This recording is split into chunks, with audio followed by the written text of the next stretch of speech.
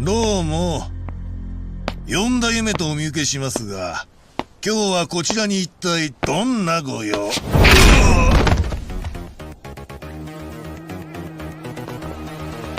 菅井と話がしたい。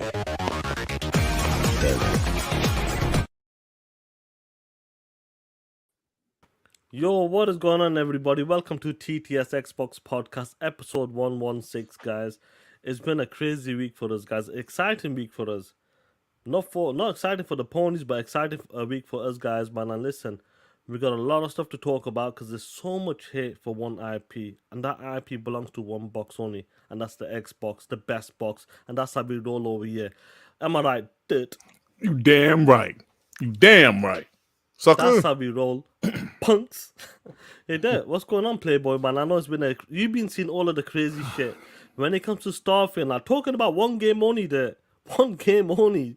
One IP on the Xbox ecosystem. That game is causing a lot of meltdowns. A lot of people are doing some crazy stuff, asking people to be fired, snitching on them. People are still begging. Some interviews are still begging.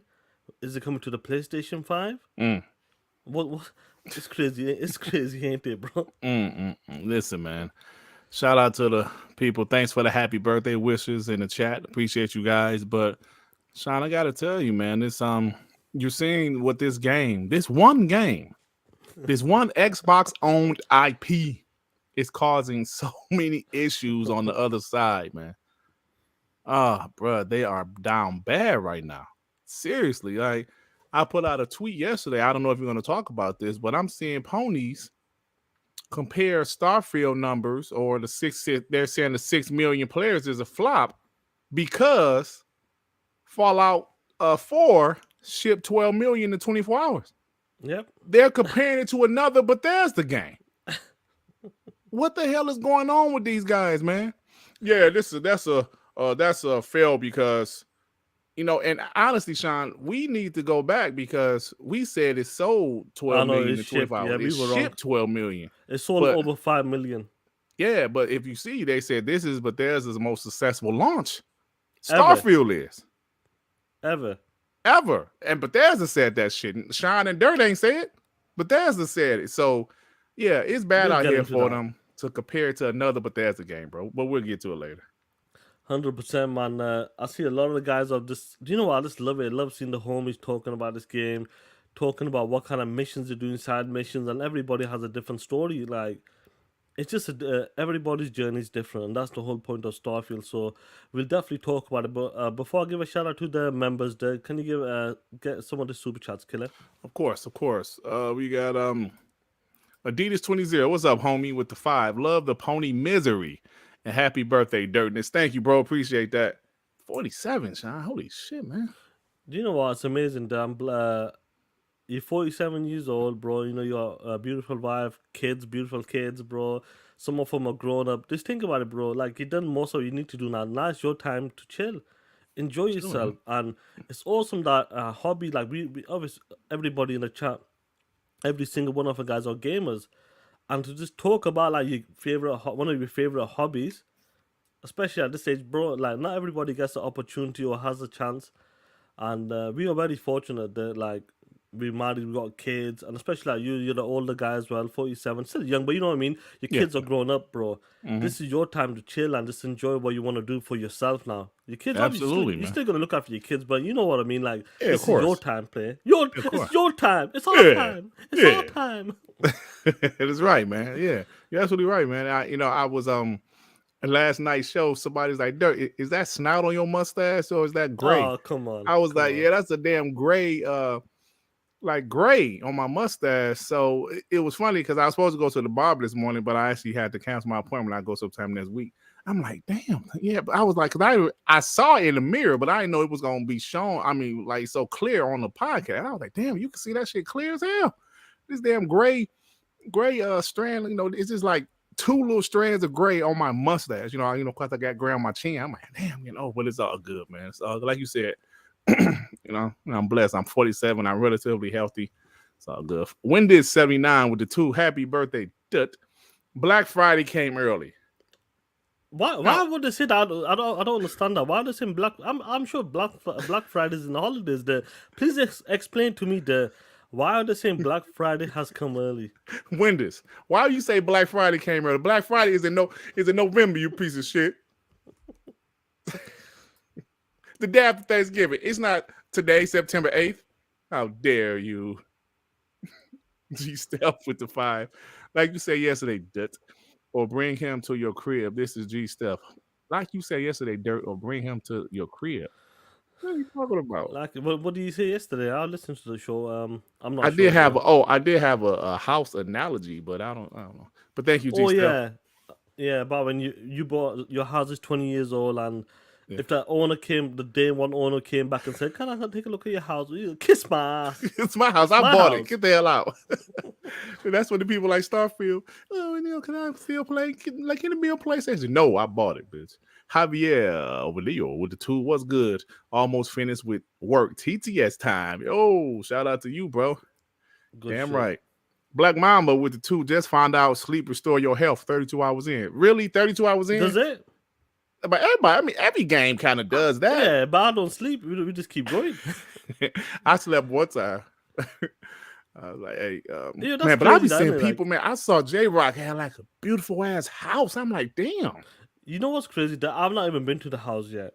That's the crazy thing. We'll get into it, bro. Some of the crazy things. The way you can approach this game is something else, bro. It's something special.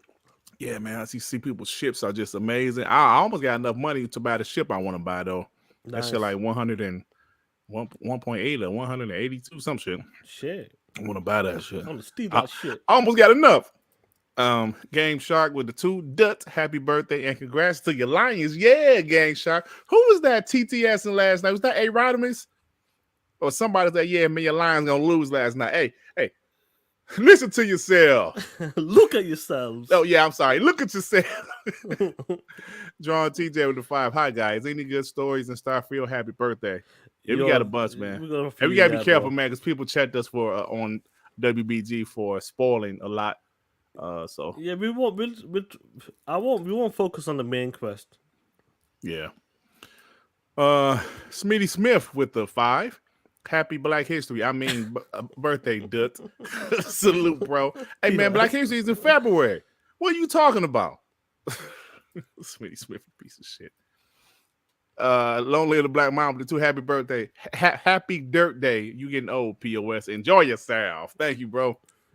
Enjoy yourself. Onyx with the 2. F Mooch, that clown. What Starfield to fail so bad, man? F Mooch and all them guys, man. Like, it pisses me off that I used to be a fan of them guys, man. Because I thought they were genuine. I was never a fan. Shout out to me. Yeah, right. Hi, guys. No, but it pisses me off, man, because I genuinely thought they were genuine people, and this is sad to see how do you do a 180 like that overnight? Overnight. Like you love Xbox and somebody woke asleep with giants who hating on everything they do. That pisses me off. I hate seeing that, bro. It's not authentic at all, man. Victor, mother effing click with the 5. Wait, it's your birthday? It's not even November. Happy birthday, you old fart. In your honor, I'll go dark mode on my phone for the next 2 weeks. Can you believe he said that? Come on. Can you believe Victor said that about me? He said he gonna go dark mode in honor to me. What kind of shit is that? Top notch with the 5. Dirt, do your knees buckle when you make cereal? Come on, bro. Bones. Come on, leave that. He's 47. I'm like 67. Come on, top notch. Come on, bro.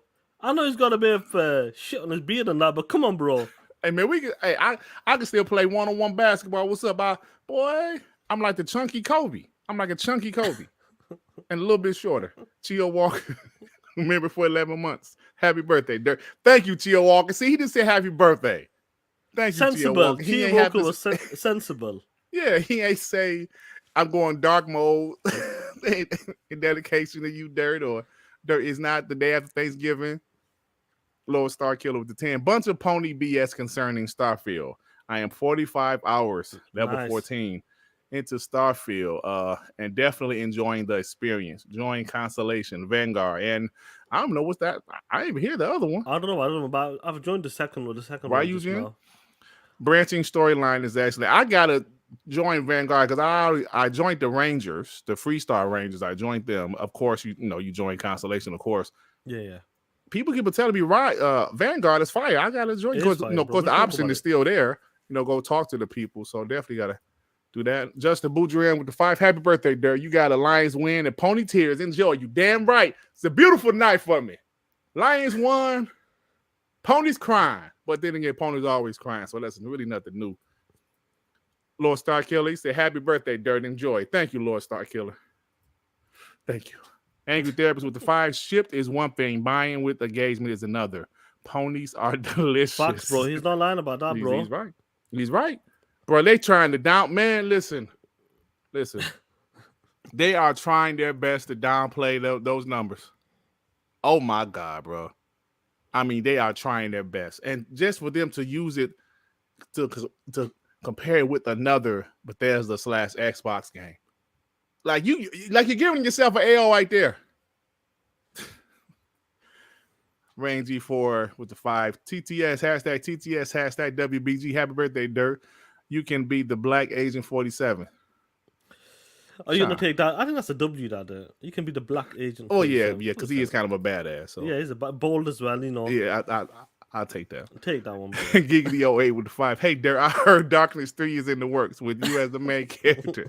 Is that true? Happy birthday, you POS. For the 18th time, the game, The Darkness doesn't have anything to do with me. You mentioned this yesterday as well. You mentioned this yesterday, Derek. It is not my autobiography, damn it. It is not my villain story. That's so serious with the 5. Happy birthday, Dut. Why does Sean look like a default character, a Starfield character? Oh, come on, there's no need for that shit. There's no, at least put me as a one of the main characters. Come on, man. Don't put me with one of them, man. You a default NPC, Sean. All right, thank you for the super chats, guys. I know. 13 minutes in. Yeah, let me give a shout out to Lord Starkiller for gifting 5 TTS membership, and Angry Therapist for gifting 5 memberships. Shout out to you guys, man. You guys are awesome. Let me go back to all the messages. There we are. Now, do you know what? Let me give a shout out to the members now. What time is it? 13:25. Starting with the one and only Playboy, Treybone, General Spartan, Unknown Soldier, Reign of the... can't read the last part. Byron Gibiyut, I can't, sorry. Dusty, Little Larry, Big Mad Mo, PlayStation Destruction, Ritz Seriku, Emmanuel A1, Platonos J, Max 380. It's funny that he's got the Reggie mask on his profile. I love it. That's something you created, bro. I know, you took it to that step. Deadly Body 83, Sarcastic Taurus JR, Magnum Westward, Dolph Commit, Conda Kong, 706 Gamer, Sanchez Gaming, Abdul 114, Joe Schmo, Nemesis God, AB, Relski, Bellaton, Aussie Fan 80, Joey Kraken, Wolf, Gogapo, Jonathan, Dolan Knight, Photo Bro 117, who else we got? Cool Bro, Indie Gamer, Hail Hydra, Mind 5, Joe Bailey, Mark Smith, Primus Gaming, Fernando, Mr. Fernando, Allman 101, Doom Reaper, The Pume, KJ60, Nocturnal 85, MK Michael 001, Jesse P, Far Q, Dork 50, Ricardo Islam, Byron Morse, Certified Gaming, Terrence Mine, Selfish Gamer, Dover 360, Section 8 Gaming, Reginald Sandyford, Shane G, Ray Stanley, One Trick Pony, Mitchy Poo, Chicken Eye 210, 9 Lives 210, Drone TJ Xcoin, Amal Kafaji, Freaky Jason, Aya, Rami, Hitting the Field Goals Blunts, Shizno Elite, Emit Kumar, Doggy Dog 420, God's Emperor Sofa King, Hector the Macho Man, the Mechanic, Reese S, Scratch Acid, Trace Town, Dragon's Blade 79, Adidas 20, Spoonie Love, Boss Red 77, Raiden Blade, Rick the Motherfucking Click, Hassan Abuzai, Zena Top Notch, Abiyah Israel, Mark 2068, Hyro, Onyx God, Suffer the Pain, Squiggles 420, Fons Hodgins, Soytime Mangs, J Subs, Ponicus Boss, Kokocho, Max City Entertainment, Lord Star Killer, Long Live the Black Mamba, Chargasm, Raging Cajun, Carl Weeb, Game Shark, Gummy Hernandez, Bunty, Reggie Lee, G-Style, 2Man55, Lawrence Davenport, Javier Obadeo, Hotspot, Why So Serious, Light and Money, Mr. Elric, Chia Walker, Jigai J, The Angry Therapist, Ponies Are Dumb, Maurice Branch, Kendrick Starr, Dirk Griggity, Chill Carlos, and the awesome Justin March. Shout out to you guys, man. And shout out to you guys in the chat. Playboy.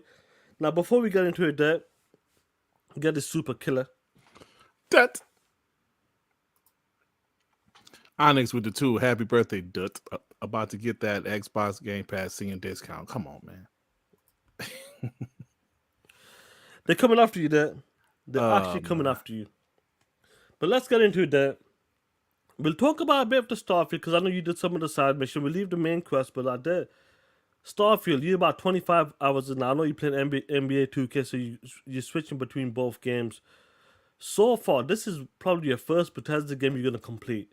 This is one of the first games you're jumping into. And I know we always talked about it. When it comes to first party, when a game is first party, it hits different. It feels different. And that's what we love about this. And we always talked about this. People say, oh, no, you might be capping. We're different gamers. We used to play an open world game. We understand how these games kind of work. Even though Starfield's got a lot of layers, we kind of understand and we know how the game kind of works.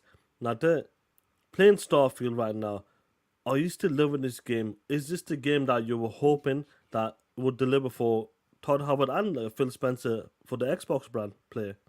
100%. I'm loving it, man. Listen, from the story, the game actually looks good too, in my opinion.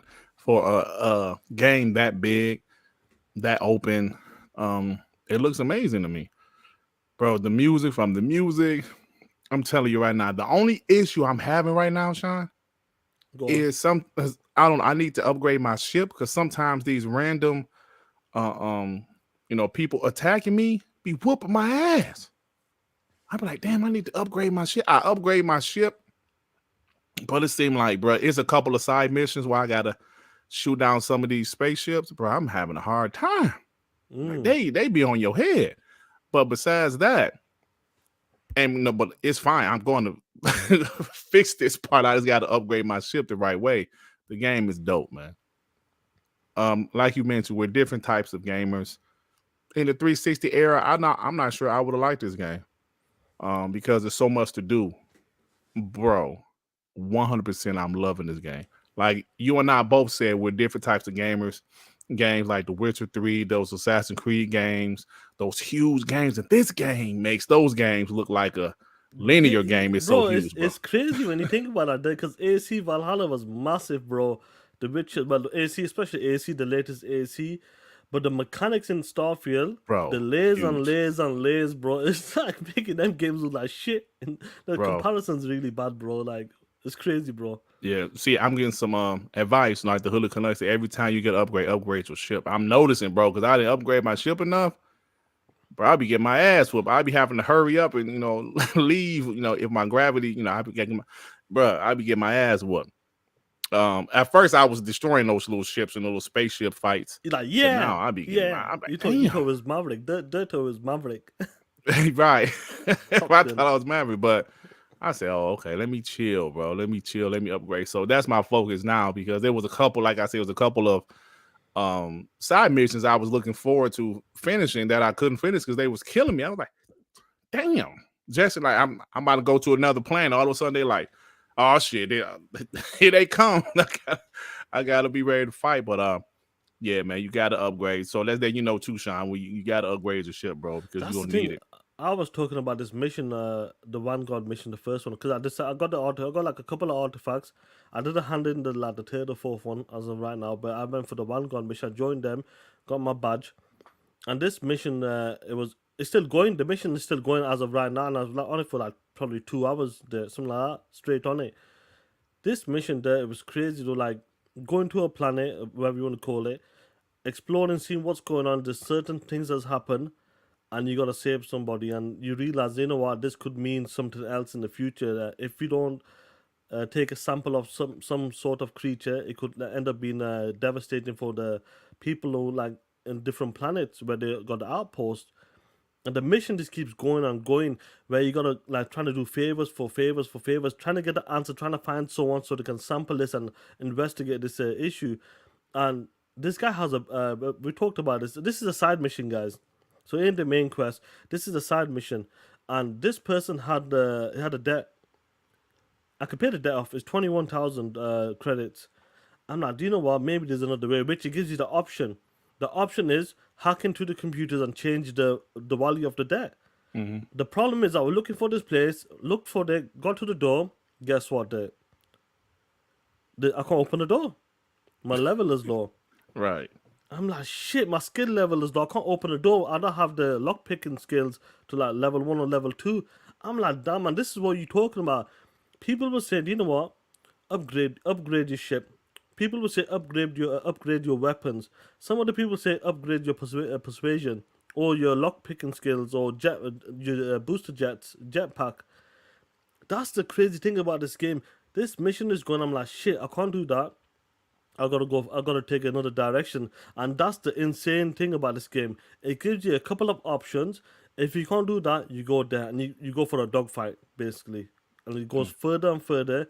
And then you're trying to help your main person out, but you gotta help someone else out because he has that information. And that's the crazy thing about Starfield. That's one mission I'm talking about, and that felt like a proper story, a mainline story there. And you talked about some of your side missions, like this feels like a main quest, one of the main quests when it comes to the side mission, and that reminds me of a bit like Witcher, bro. Witcher had that one of like them couple of side missions. Like, this is incredible for a side mission. This should be a main mission, to be honest. But like that you experienced that once before with The Witcher. Have you experienced something similar? Like, we all got different stories, and people are in the chat are talking about different missions or side missions, how you can approach this game, because everybody approaches this game totally different. What about your experience when it comes to some of the side missions, like more of the later ones, because you're further in? Yeah, man, I had some great ones, bro. Like I mentioned, like a few days ago, I had the one where you were gangs. That was some funny shit, man. Some funny shit. You know, they wanted to do certain things with the gang.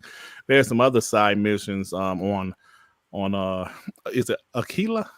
Aquila, yeah. Yeah, there's a few on there that I'm still in the process of doing because, like I said, some of the missions I have to go to other planets, and I gotta, I run into these fights where I can't really rock it. Thanks for some advice. A lot of people told me what ship I should get, or they recommended some ships I should get, but they also said, listen, upgrading your ship is just as important as upgrading your other stuff. So I will definitely remember that. Bro, there's so much to Sean. There's so many different side missions I've done. I can't even think about all of them, bro. Like, bro, these planets, you get on these different planets, the planets be freezing cold. I got frostbite on one of the damn planets. I'm like, holy shit. You gotta change the suits. Yeah, bro. It's so much to this game, man. But this is the type of game you can't rush through, and I'm gonna take my time with it, bro. You can't rush through it, man. And I'm just 100% loving it, bro. Let me get these super chats. No worries, bro. The Angry Therapist with the 2. I don't like the ship fights because I suck at it. It was fine at first, but then it's like they start whooping my ass. I'm like, damn. You gotta like sort of like your engine, put it on minimum, put your missiles on full, and obviously the gravitation when you want to leap away or leap to different planets. Yeah, your gravitation got to be up because there was some. I was like, oh shit! But even when I was trying to leave, they wouldn't let me leave. They know what's crazy? I don't know if it's happened to you because you're further in, but when you like reach like a certain city, like a planet, the police, like whatever you want to call them, I forgot what you call them, they kind of do a scan on your ship. Oh yeah, they always scan you, contrabands or something. Yeah. Have you ever been caught? Has anybody been caught with something like this shouldn't have on the ship? Let me know, guys. I saw somebody tell a story that you can actually board on these pirate ships, these pirate spaceships or whatever. I saw somebody tell a story they boarded on the pirate ship, the pirate spaceship. They killed everybody on there and took the ship. But by being a pirate ship, they got scanned and they had contraband on that bitch. Oh shit! They had to go to jail, but I guess you pay a fee, you get out. But I was like, I did go to jail for, it was on Aquila for stealing something, bro. What did he steal? It was something small, like something I was sitting down. But of course, when you about to steal something, it's like red, so it'll tell you if you steal it and somebody see you, you can go to jail. So I had to pay a little fine to get out, but I was like, oh shit.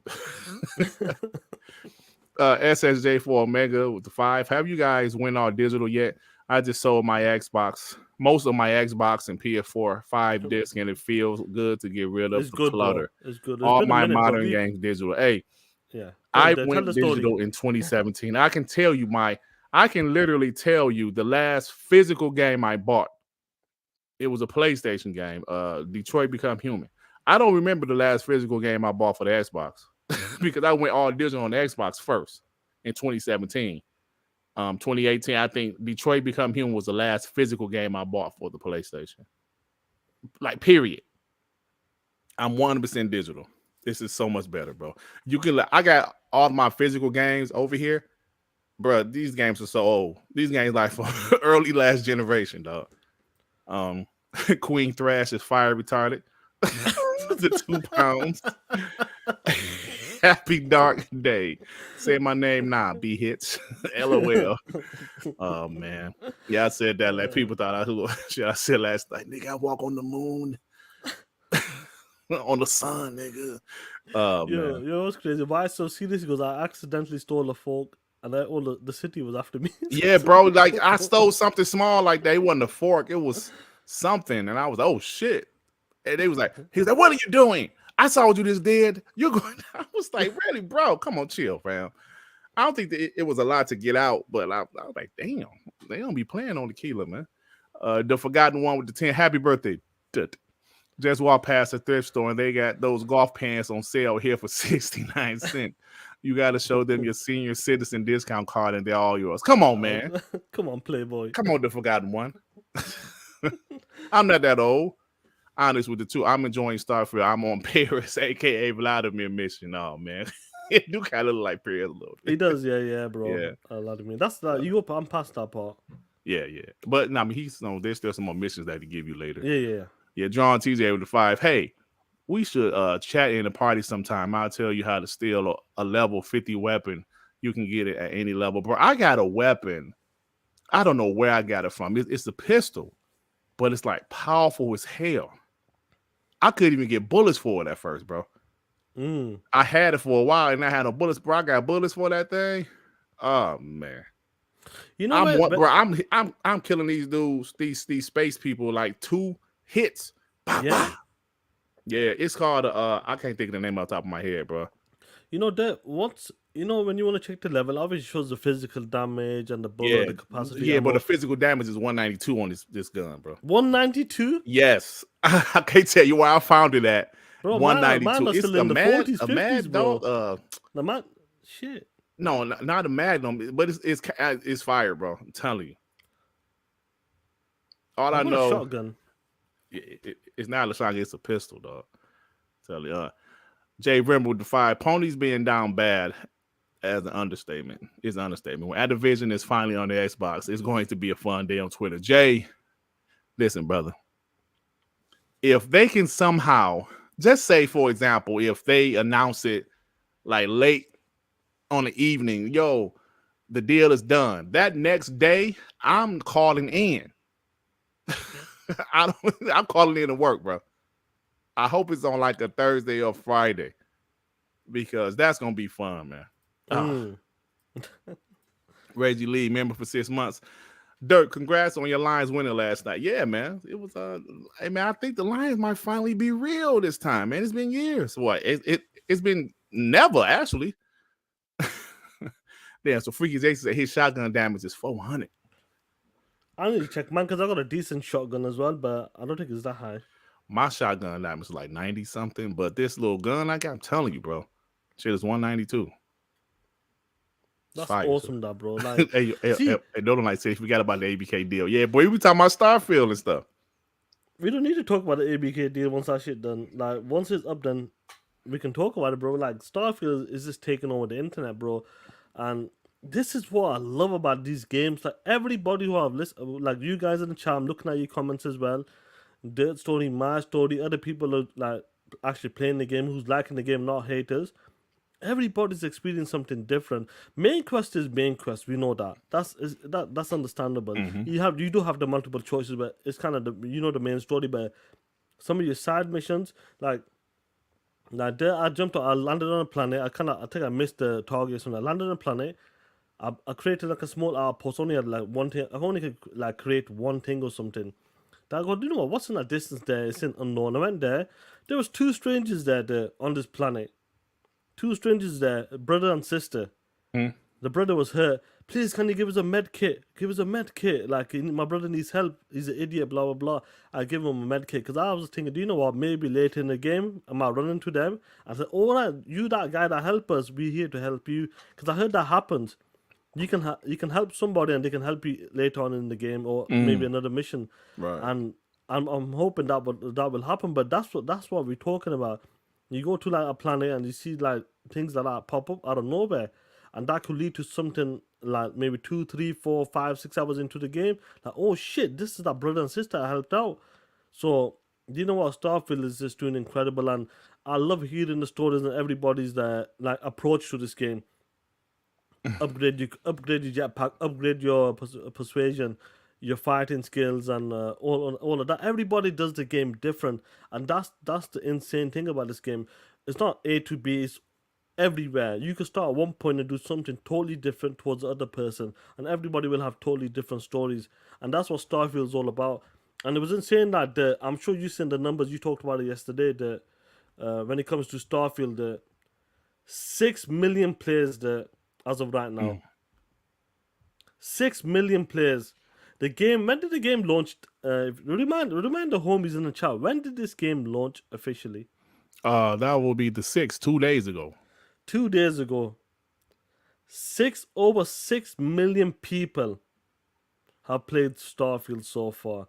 And this reminder, homies in the chat, remind me what did Phil Spencer say about this game? It broke what records? It broke records for Bethesda, and it's the biggest Xbox game this generation, of course. Yep. It's doing incredibly well, and to see people trying to downplay it, it's just sad. They're doing great, man. And shout out to Bethesda and Xbox. I'm glad Xbox gave them that extra year. That, you see, remember when I said, Sean, before, people talk shit when the game is delayed, but when the game comes out good, nobody talks about the delay because the game is out and it's good. That's right. So this is another example of people talking mad crazy shit when the game got delayed, but now that the game is out, oh, okay, yeah, the game's pretty good. So yeah, man, bro, congratulations, man. Xbox, this is the biggest Xbox game. Oh man, since what, Sean? Release. This is a huge release. A brand new IP. You gotta look at it as a brand new IP. Yeah, man. Since Gears. Fucking like action. I'm thinking like I said, we always talk about the Xbox One, and there was good games there, but this didn't get a sequel, or they did not hit like that because of the Xbox. No, see what I'm saying? Yeah, that's cool. I mean, of course they had games, but this is the biggest. This is the biggest in a long time. And I'm not just talking about numbers. I'm talking about the engagement, people talking about it. This is the biggest Xbox game since Gears, bro.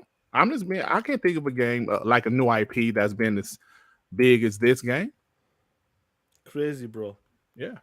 And it shows that how many people were excited for this game. With early access, they were saying like close to like 2 million possibly playing the game on Xbox across with Xbox and Steam. Mm-hmm. That shows you the hype for this game and how many people are excited for this game. And I can't wait for the mods as well. When you start seeing the mods, this game is going to be something else, and they probably add vehicles or like rockets and all kinds of shit in this game. It's going to be insane. But 6 million there. Yeah. Incredible. Record breaking. But for some reason, somehow these haters gonna spin it as a negative. Yeah. They're saying 6 million ain't shit. Yeah. What do you have to say about that, Playboy?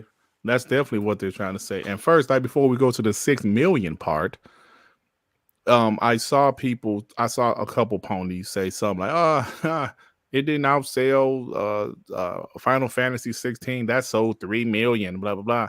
I'm like, are they stupid?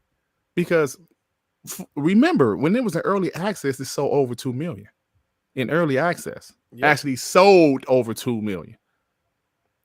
Then people start like they shut up a little bit after that. But then the 6 million number came out. Then, like I mentioned earlier, Sean, they're comparing it to another Bethesda game. Because when they say 1 million concurrent players, when Phil Spencer said that, the pony started to say, well, God of War sold 5 million in the week. Bro, you people are stupid.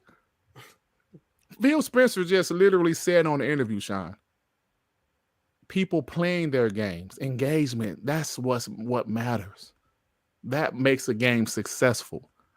Did you see Phil Spencer and Ty Howard were talking about the numbers? They were happy about it. They were happy about it. And it goes back to what we say, Sean. Don't ever expect ponies to say anything but negativity. I'm not talking about PlayStation fans. I'm talking about ponies. They are out there trying their best to downplay these 6 million users, players. Bro, the game came out Wednesday. Thursday, they said, 6 million players. Let that sink in. Why do they have a service like Game Pass? Guess why?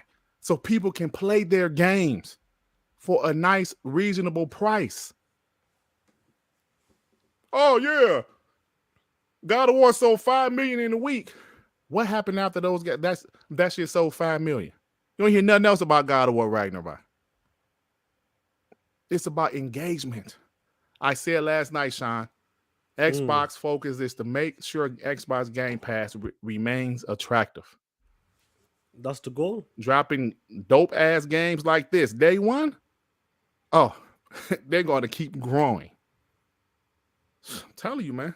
What's up, Barry? Thanks for the happy birthday wishes. Web Dave, Amit Kumar, everybody, man. Yeah, Angry Therapist with the 5. Ponies trying to convince the world Starfield is a flop. They are desperate. Angry Therapists, they are trying their best to try to act like this game is a flop. These guys are literally putting out a calculator, doing math on their calculator, trying to add and subtract and divide numbers to make it look like Starfield is a flop. These pieces of shits are doing trigonometry, trying to make it seem like the game is a flop. They're like, hold on a minute. Wait, if you carry the 1, if you add the 6 million and you divide it by 3, like where did 3 come from? I don't know. I'm just trying to find some numbers to make it make sense for my narrative. It's sad out there. Why is it always the Xbox games? It's only the Xbox games.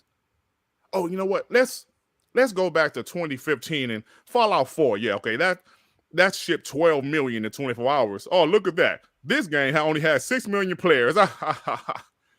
They're both Bethesda/Xbox games, you piece of trash.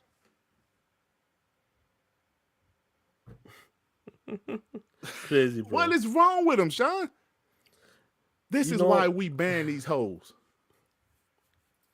Let's get a super chat and we'll carry on, bro, because I want to pull up something else after this. Silent Cypher with the 2. Amazing game. I'm loving it. 7 out of 10. Laughing. Exactly, bro. Yeah, 7 out of 10. Bro. 7 out of 10. Come on, guys.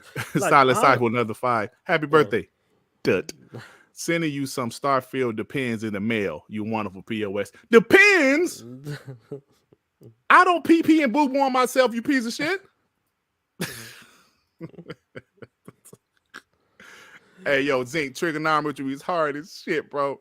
I don't know how the hell I passed that class. I think my teacher thought I was funny because he said he thought I was funny. I used to be cracking jokes. I passed that shit with a D. Tony Brown said, happy born day, Dirt. Thanks, Tony. Appreciate you, bro. Oh, shout out to you, Tony Brown, man. Shout out to the guys in the chat. Shout out to the 300 people. You hit that like button, guys. Now, what's crazy about this, they can't be happy.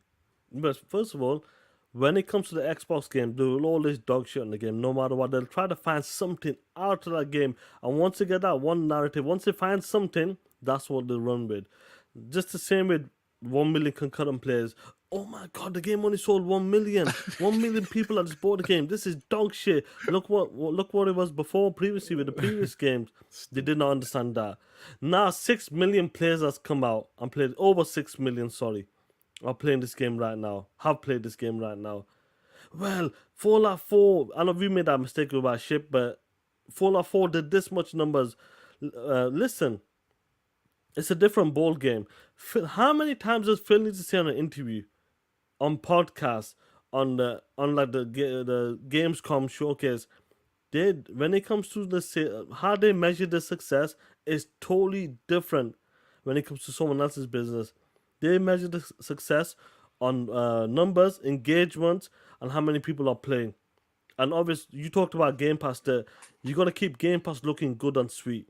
As long as you're making Game Pass looking like people, do you know what, that service is looking dope, man. It's undeniable. I need to sign up for that. That's what. Or you need to hold you got to hold the previous the current customers. That's what you got to do with Game Pass. And with Starfield, already they're happy. Todd Howard and Phil Spencer. I'm sure the team from Bethesda are extremely happy seeing what Starfield is doing right now already. And the game has only been out for 2 days officially. 2 days, guys. Let the weekend come. Weekend is coming. People are probably still working this week. Let the weekend come and watch what happens with them numbers. Forza Horizon 5 has done 30 plus million people when it comes to people playing the game. Starfield will probably blow past that. That's crazy to me, guys. But what's crazy to me there is people are still asking. People are saying, do you know what? Looking at these numbers, I'm not sure. And you put something in the DM recently, not recently, today, just like an hour ago. Yeah. And people are still. Please explain to me, how many times does Phil Spencer need to say to these punk ass bitches, Bethesda game is going to be exclusive. Legacy games, fair plays, the old legacy games. But when it comes to the new IPs, they're going to be only in the ecosystem. But why do for some reason, people keep taking him out of context and saying, you know what, he left the opening there. How many times does he need to say that, listen, the future games from Bethesda are exclusive? It just doesn't make sense to me, bro. Well, Sean, I'm gonna play it for people that didn't see it, because I've seen that who mentioned it in the chat? Sean Johnson mentioned, or somebody mentioned it in the chat. Oh no, I'm sorry, Jay Rember. He said, with the 10 on the Game Mess morning show today, they're still hoping that eventually Bethesda and other games from Xbox come to PlayStation. This is utterly ridiculous. Happy birthday, Dut, you POS. Thank you, bro. I want to show that clip, because if you guys haven't seen the clip, I'm about to show it. Let me get this other super chat. Thank you, Therapist with the 5. Ponies need to calculate why Jim running their pockets and all they got to show is Spider-Man 2 and Dreams and Wishes. 100%, bro. 100%, bro. So Sean, I'm going to do a timestamp for this. Yeah, bro. Let me do a timestamp. Yeah, because they're still begging for. Begging for Xbox games. Yep. Do you want me to pull it up? You want to pull it up? I got it. Pull it up right now. What? Jake barking. Jake a hoe. Jake, you punk ass. Jake took a piss on the carpet that day. Hold on for a second. Yeah, bro, man. Guys, listen, no matter what, it's awesome to see people begging for Xbox games right now.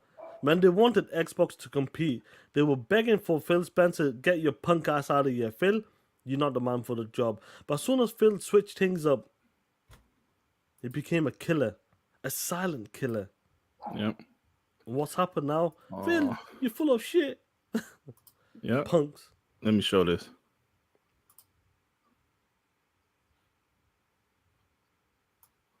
Have you got it there?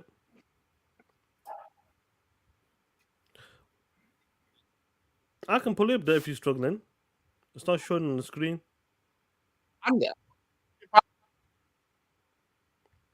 Is it me or is the button? Guys. Shit. Hold on. There, you're back now. I'll pull it up there. It's okay. I was botting? I think you just... I'll pull it up. Let me pull it up. Okay.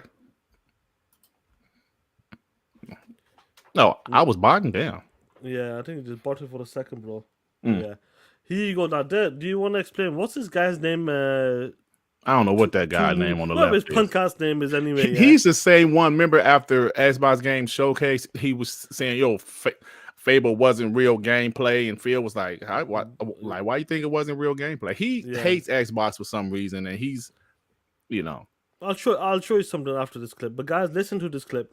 In the hopes that we get it on through this other service, and that service isn't hitting with 4 games now, top tier games. I think it's time to reassess, and I think that's probably when they do. And if it happens, I imagine we'll get a kind of catch up where it's like, oh, Elder Scrolls is coming to PlayStation. Also, we're gonna put out Starfield, a version of Starfield. We'll put out a version of whatever game it is, not Forza, obviously, because Forza's locked. Yeah, but, you got to imagine that. Well, first of all, Phil Spencer's in charge right now. I think in the hopes that we he get said it on. Forza is locked. So is Elder Scrolls 6, bitch. You know what's crazy about this day? I want to pull something up for you, bro. You're gonna laugh at this. Why are these guys? It pisses me off sometimes. I'm like, really? Take a look at this shit here. Now, Jazz Corden, the homie Jazz, he goes, PC Gamer goes, Baldur's Gate 3 was a huge leap forward for RPGs. It makes Starfield looks like basically they're trying to say it makes Starfield look like shit. Jazz goes, he goes, I see a take like this and I just think we don't actually deserve good games. We just don't deserve good games when he sees a take like this from PC Gamer. And PC Gamer, I think they give it a 7 as well, didn't it? Yeah. Tumu Hussein, you punk ass bitch. If I see you, I think he's from the UK, I'll fuck him up. But anyway, he goes, grow up there. Grow up. He told Jazz to grow up. He said Jazz to grow up, but guess what? Guess who he works for there? Look at this shit. Yeah. Yeah, there you go.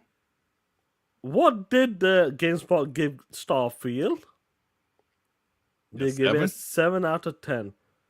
Yep. I knew it. I knew that shit was suspect. First, Dan Stapleton, he's a PlayStation dude. Now we got another PlayStation dude. The biggest sites that hold the most weight when it comes to Metacritic are ponies. He's a huge pony, bro. Really? So it's like this. We're just, us Xbox fans, we know we use the Metacritic as ammunition for the back and forth bragging, right? Because honestly, it really doesn't freaking matter, honestly, to me. There's so many games that got low Metacritics that I actually liked. But it's just, to talk shit because they talk shit. That's why it started, because the ponies would grab Metacritic. Where we wasn't talking about Metacritic scores in the 360 generation, PS3 generation. It didn't start until last generation.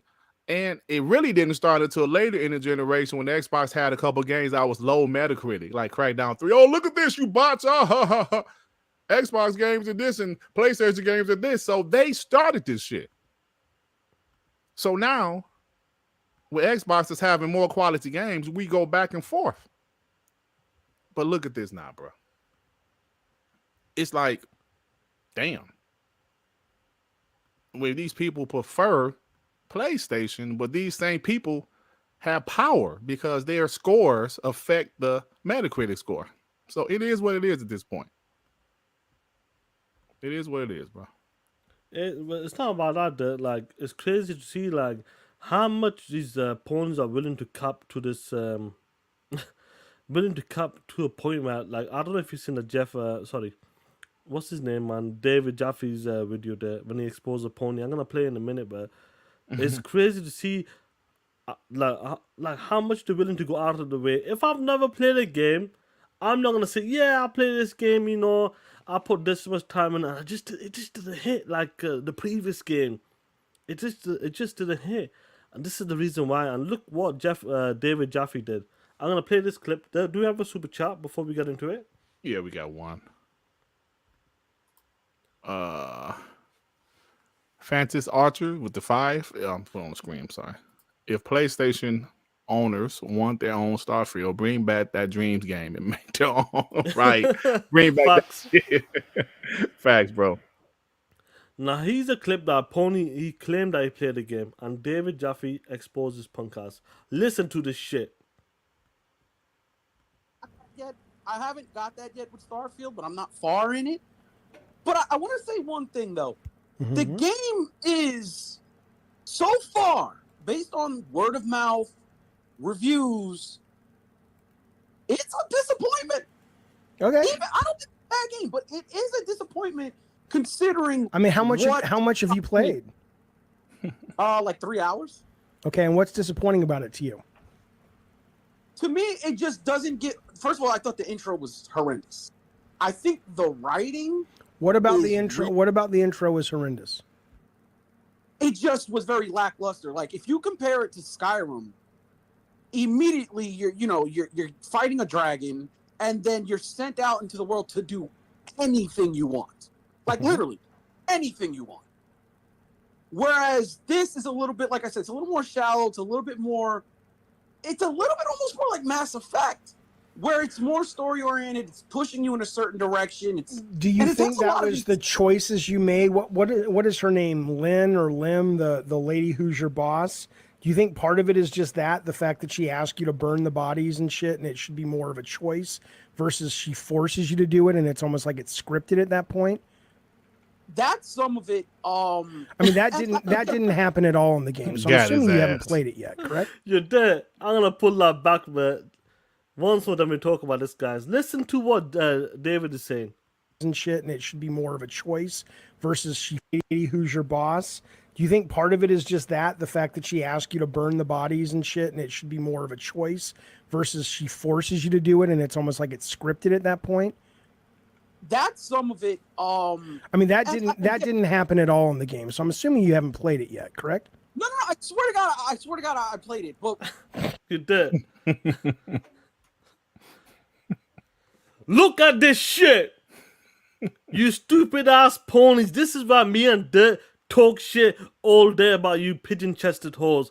You are here trying to down. You not even play the game properly. You might only put 10 minutes, maybe watch YouTube. That's the only way you guys will get to play. Probably closest thing to play Starfield on that dog shit big bitch of a console, PlayStation 5.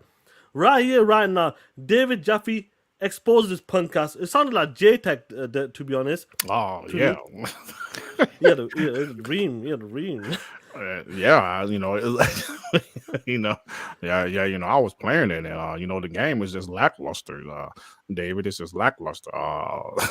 Get the fuck out of here, man. You did. You talk about there's levels to this. First, they're trying to downplay numbers, downplay sales. Not many people are playing it. Now you got dudes going out of the way and saying they're playing the game, but they never played it and trying to say the game is dog shit. And I'm glad, like, listen, David Jaffe, he has some hot takes I don't like. Fair plays. But he exposed someone that's not played the game. Saying is, listen, this is the part. Now, what was the part he put, David? He goes, is it because of the choice you don't really get a choice of burning his body? And the guy goes, yeah, that's some part of it. Like, really? Like, dude.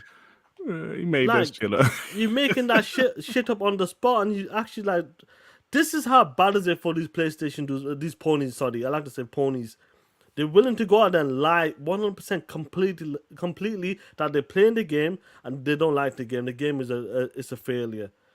But I'm glad they're getting exposed. That when he heard that shit, when David Jaffe exposed his punk ass, basically made up a fucking mission, the story, the guy fell for it.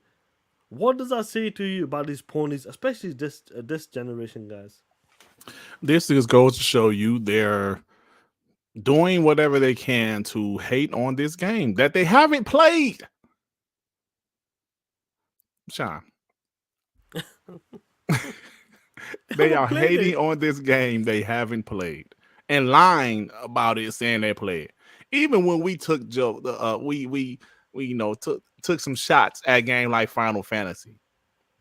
Never said we played it. Just, hey man, this shit look like trash from the videos I saw. Yeah. But these guys are lying, saying they played it just to try to throw shots at it. Exposed. You got exposed. That's right. J-Tech, y'all say he sounded like J-Tech. Oh, I played the game and it was, I had a dream, David Jaffe. I had a dream and it was vivid that I played the game and it was dog shit. So you didn't really play the game. Well, I had a dream that I played the game. And it was dog shit, and the game was just it's not as good. Nigga was lying when he started talking about Skyrim and talking about things that happened in Skyrim. He ain't asked you about Skyrim. He asked you about Starfield. You POS. Oh, man. Yeah, I played about 3 hours. Yeah, I played about 3 hours. This is showing you how much they want Xbox to fail. When they know one IP belongs to Xbox, they're just trying their best to downplay. And he's not the only one there. I'm sure your homeboy, the one and only Saltiest Gaming, he had this to say about he had this to say about Starfield, guys. Listen to this shit. And put the volume on full blast. I ain't even hear the blind eyes, but that's a bit loud. 1 second. Yeah, that's loud. There we go. And you hold a blind eye to all the Xbox shills companies out there that threw out tens or perfect scores or whatever and overlooked all this other stuff. That's the problem that I have with this game, because that's just the way it goes. But then if it's one way, it's not the other. It's like you can't have your cake and eat it too. That's the problem with this whole process, right? I just want people to be not disingenuous with this game. Is it a good game? Yes, it is a good game. Is it a great game? Not in my opinion. I haven't played it yet, but from all the other reviews, Let me pull that back there. Did you hear that part there? Yes, I did. But play it again. Play it again. Let me maybe pull it I back. thought I heard what I heard. Say that again. Because it's your birthday there. You're 47 years old, so I just want to make sure your ears. Yeah, are maybe up to my scratch. ears ain't as good as they used to be, Sean. Did I hear what I think I hear? Play it again, please. game. Is it a good game? Yes, it is a good game. Is it a great game? Not in my opinion. I haven't played it yet, but from all the other reviews that I've seen in the Metacritic score, this is not a game of generation. Yo, Oh my god. you're dead. Just for one more, just for the sake of one more time, Oh guys. my God. One more time. Disingenuous with this game. Is it a good game? Yes, it is a good game. Is it a great game? Not in my opinion. I haven't played it yet, but from all the other reviews that I've seen, Cuz. Bro, Bro. people think, you know what, Dave, what's crazy about like when we do our shows and we talk about these ponies last generation, like they say like, yo, Dave, Sean, you take it serious, like in that sense, like we have a lot of fun on that, but when we mean something, we mean something. These ponies are full of shit. We know these ponies for a minute right now. We know how they operate. We know how they work. This dude saying, is the game good? Is it great? Yes. Is it like what did he say? The game is good? Yes. Is it great? No, not in my opinion, because I've not Not played my it. opinion, but I haven't played it. How the fuck can you say that? Like, how can you come out and say that? Like, the game is good. Yes, I believe the game is good. Is the game great? Not in my opinion, but I've not played it yet. Like, come on, guys, you can't make this shit up. We can't even make this shit up there. Like, when you hear that clip there and you listen to these dudes, man, these are multiple ponies and these are well-known ponies now. This is a well-known pony. What do you want to say to these dudes? Like, come on, man. Like, just say, for once, please, just say, you know what, Xbox, well done. Phil Spencer, Todd Howard, well done. You delivered a good game. That's all you They need to can't say that, And move bro. the fuck along. Simple as. They can't say that. They refuse. We've done that for years, Sean. Hey, I like that game. That's a good game. That's a good game. Yeah, I like that game. They refuse to say, you know what? This is a pretty good game. Or they can even talk shit and say it was a good game. They can say, oh, about time Xbox dropped a good game. They don't even say that. You know what I'm saying? They can even steal console war and still give it credit. But no, they don't even say that. They're still going out there to make, bruh, he doesn't do his research. I don't know if you're going to talk about the Atlanta Pierce thing, but I don't know, you say you watched Darkman last night. Yeah, but you can trust because I'll keep the David Jaffe a separate topic. I'll keep it a salty exposing a separate topic, and we'll continue with the Lana Pierce right now. You want to set it up because I got the. I'm talking about what Salty is himself, what he did last night, because he sits there and he makes up shit. He doesn't do his research. He said at the top, talking about, is it a good game? Yes. Is it a great game? Not in my opinion, but I haven't played the game. So it's like, what? So when I say he doesn't, I've got a tweet there. Huh? I've got it. Is this the one you're talking about? Oh yeah, I got it too. Yeah. This dude, like I said, he doesn't do his research. He just makes up shit. He doesn't even, bruh, like for a credibility standpoint, do some research. It doesn't take long. Minutes. He saw Atlanta Pierce post, they're trying to get me fired over Starfield. Here you go. Unfortunately, I saw this coming. Once you critique Xbox on any level, the psycho Xbox extremists try to get you canceled. This is embarrassing.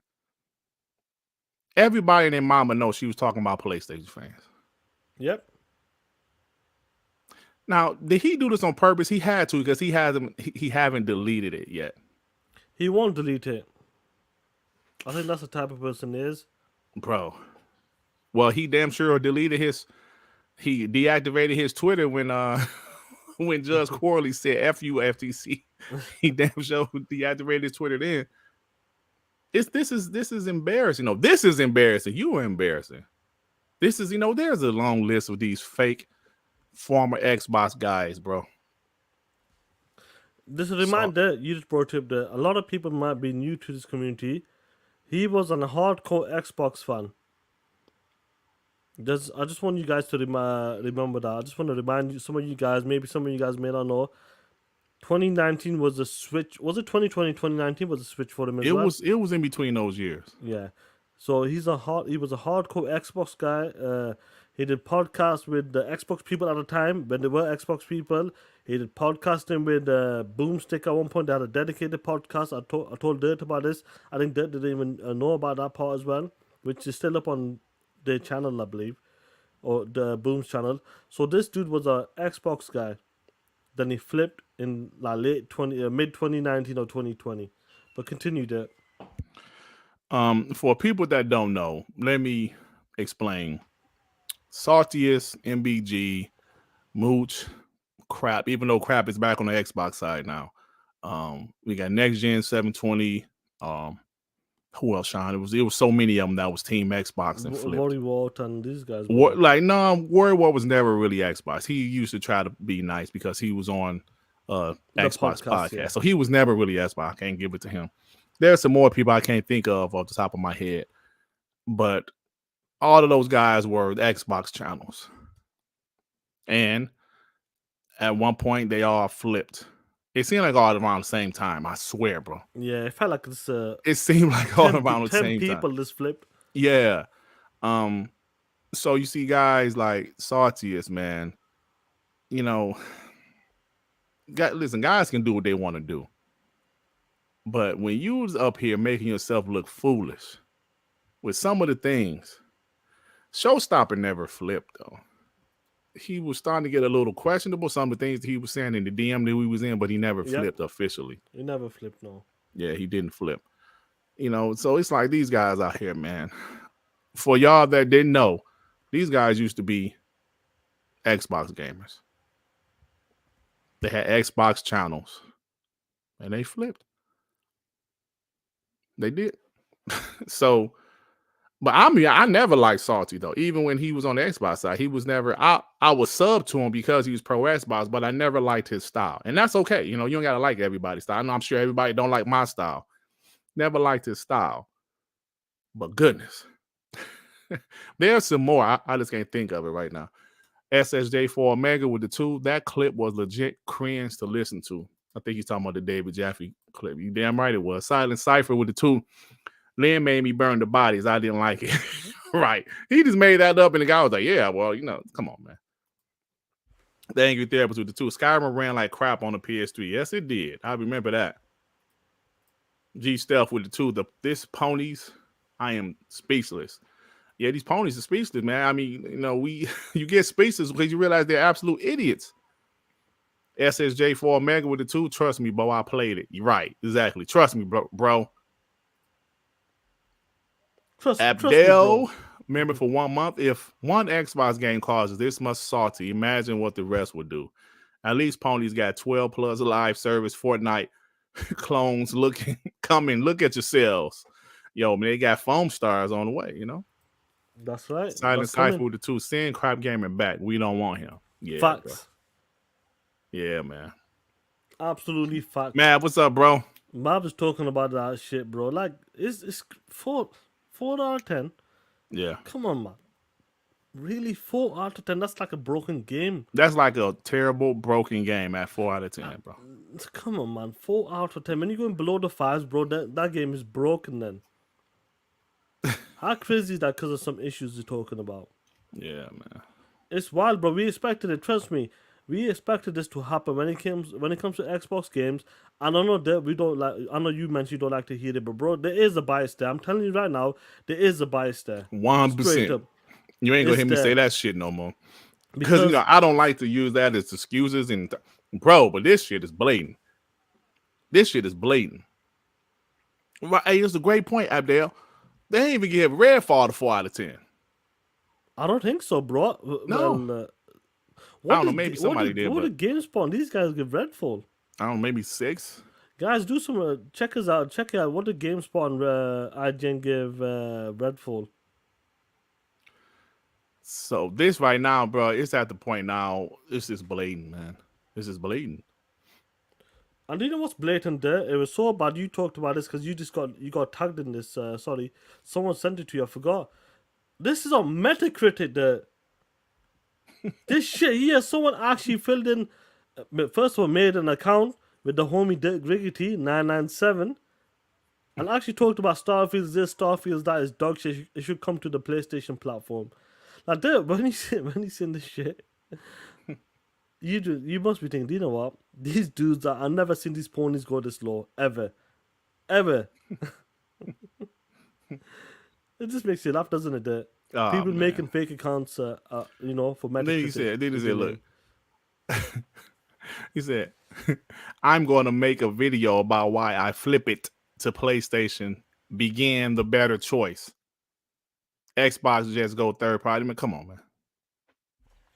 They did me, I think, Gas, Peter Ovio, Andrea. They made a bunch of fake profiles of pro Xbox people and did this shit.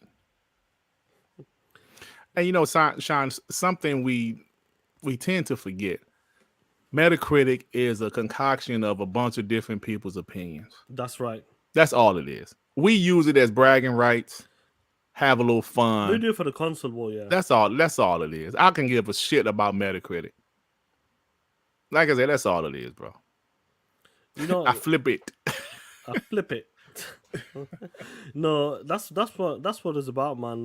It's not the console war. And obviously we do the shit. So I like to talk shit, and if it favors us, then I like to talk. That's what it is about. But it's crazy though, like to see one game. What this one game is doing. Like, I know every single one of you guys in the chat has seen what's happening right now. It's going to break records. Starfield will break records.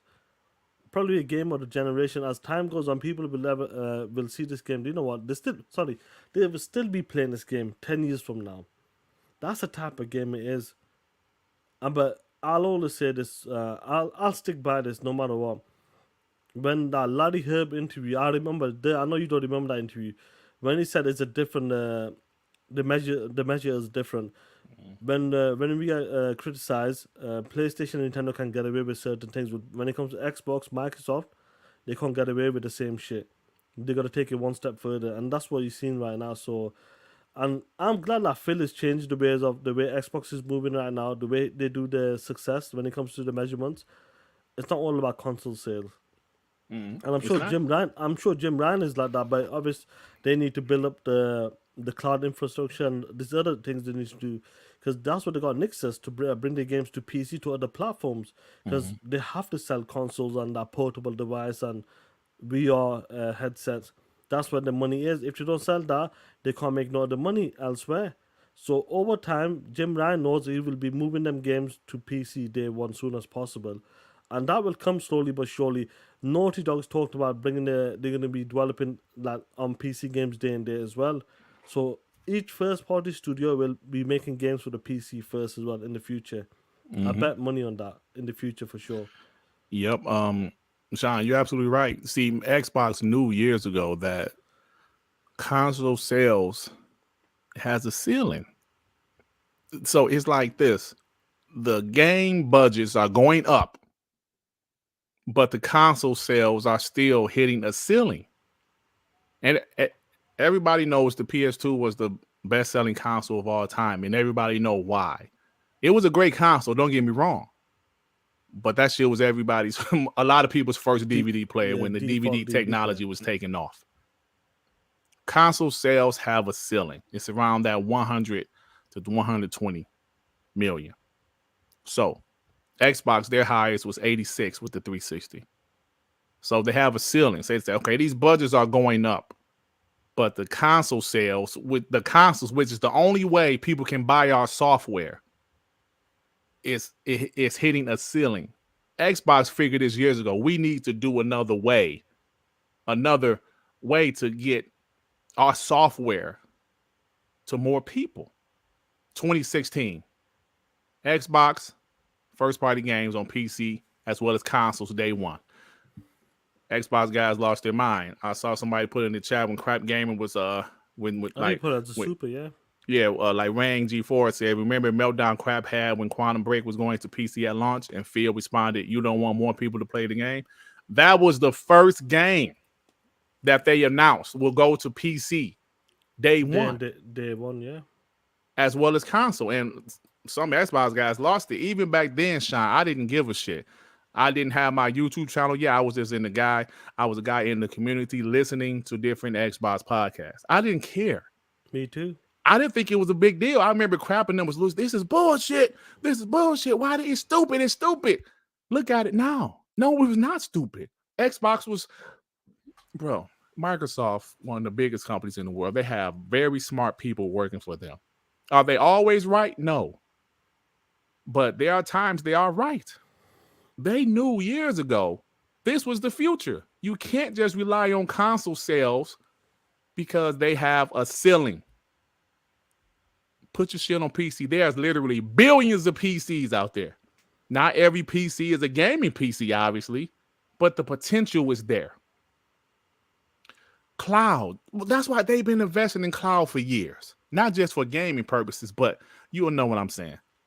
Now PlayStation is trying to catch up. They're realizing, you know what? We got to start putting our games on PC. But like you said on TTMS yesterday, Sean, putting your games on PC 2 years later don't mean shit. Who cares? Nobody cares. Just say if Xbox only drops Starfield on console. Do you hear all the buzz surrounding this game, right? That's right. Then say in 2024 they put it on PC. Nobody would care. If PlayStation put their games on PC day one, they will do extremely well, bro. But like Carl Weave said a few weeks ago, the only means PlayStation has to make money off of software is you have to buy a PlayStation 5. And a couple exceptions like MLB The Show and Bungie games, which are multi-plat. That's it. If you don't buy a PlayStation 5, they can't sell software. Xbox is ahead of the game, man. Primus Gaming. Remember, for 4 months, it all proves what we've always known. The gaming media has always been infiltrated by aliens. I mean, ponies. Happy birthday. Happy you day, homie. Thank you, Primus Gaming. You're right about that, man. PlayStation, I would say, okay, if these guys are in their late 30s, which most of them are, these media guys in their early 30s, late 30s, some might be in their 20s, some might be in their 40s. Me, as a guy, when I was a teenager, the Sega Genesis and Super Nintendo was the shit. Mm-hmm. In my 20s, that's when the PS1 came out and was fire, right? So some of these guys that's reviewing these games, they're probably, like I said, they're probably in their 30s. The PlayStation 2 was the shit. The PS1, they were teenagers during those years. They were kids during the PS1 years, teenagers during the PS2 years. The 360 was dope, but then the PS4, for those guys in their 20s, the PS4 was the shit. That's right. And the whole time, Nintendo was the shit for guys my age. For these reviewers, they love Nintendo. So what's happening now? Now you're giving them power to review these games, and they have a bias for PlayStation. Listen, we all have our personal preferences. That's okay. But when you're in a position like that, you need to try your best to be unbiased as possible, because people depend on you to give them an honest review. Now, it's just your opinion, but if you just out there blatantly, hey, 4 out of 10, shit is trash, 4 out of 10. Come on, man. Hyperfang with the 2. I told you these ponies can't read. They can't, man. Yeah, what's going on, Dev? Hope you well, Playboy. SSJ 4 Mega with the 2. I need help on the burning body mission. Yeah, man, I can't even find that mission, man. Why I can't find that mission, Sean? It must be exclusive to PlayStation. The Bernie Bodies missions. The Bernie the Body PlayStation. missions, yeah, bro. I love how David Jaffe exposed them dudes. And so, do you know what's funny about this, Dave? Not even David Jaffe. People, these ponies themselves are exposing themselves. Mm-hmm. That's the funny thing about this. And that's only one game. You know, Forza Motorsport is coming soon as, bro. If that gets I'm expecting like high 80s easy for that game, and destroys GT, bro. What's gonna happen then? They're full of shit. Media bias. They're gonna say the same shit. They're paying these Xbox centric websites to give good scores. It is what it is. Every game gets a 10 out of 10. PlayStation games get a 10 out of 10 from PlayStation sites. That it is what it is. Every media sites like that. You get games get 10 out of 10. Other sites will get 10 out of 10 for the PlayStation. No matter what. You can't say one is this, one is that. But I know for a fact, looking at some of the reviews and reading some of the reviews, you can see the biases there when it comes to Starfield. And they're asking for Starfield to release on PlayStation. It's crazy to me to see after years, it's been 2-3 years since the ZeniMax deal has been done. They're still asking the same question: will it come to the PlayStation 5? As soon as they found out about Indiana Jones behind them court scenes, court cases, they lost their minds because that's another game taken away. And Phil is right to do that shit. I'm glad we got to listen to that court case because some of the PlayStation deals were brutal. Absolutely brutal. Sarah Bond, you can tell she was pissed off. Some of the deals they were making, the marketing deals. So exactly what Phil's saying, what's happened to him, he's doing the same shit back to Jim Ryan and to your punk asses. Every narrative you create in Final Fantasy is exclusive. That shit's going away. Persona games are exclusive. That shit's going away. Phil is making them moves. And over time, trust me, all of them games you get on the freebie will be coming to the box day one as well. Yep. Absolutely, Sean. This is the different time, man. Yeah, Chia Walker, that PlayStation intro was classic, bro, with Starfield. Oh yeah, I got to- it. that Even with shit- sure, because I got it. Yeah, go for it, one, bro. That shit was hilarious, bro. That's legit. Someone actually made that, bro. Yeah, On a PC Ryan mod, bro. McCaffrey kind of went off on him. He was like, "Bruh," he was kind of like, "Bruh, really? Are y'all serious?" I We all see this, bro. I actually got his hold on, I'm sorry. Oh, let me his show this tweet. one. Go for it. Yeah, bro. I got Ryan McCaffrey too. But let me show the thing for people that didn't see him. I showed it last night on Dark Man.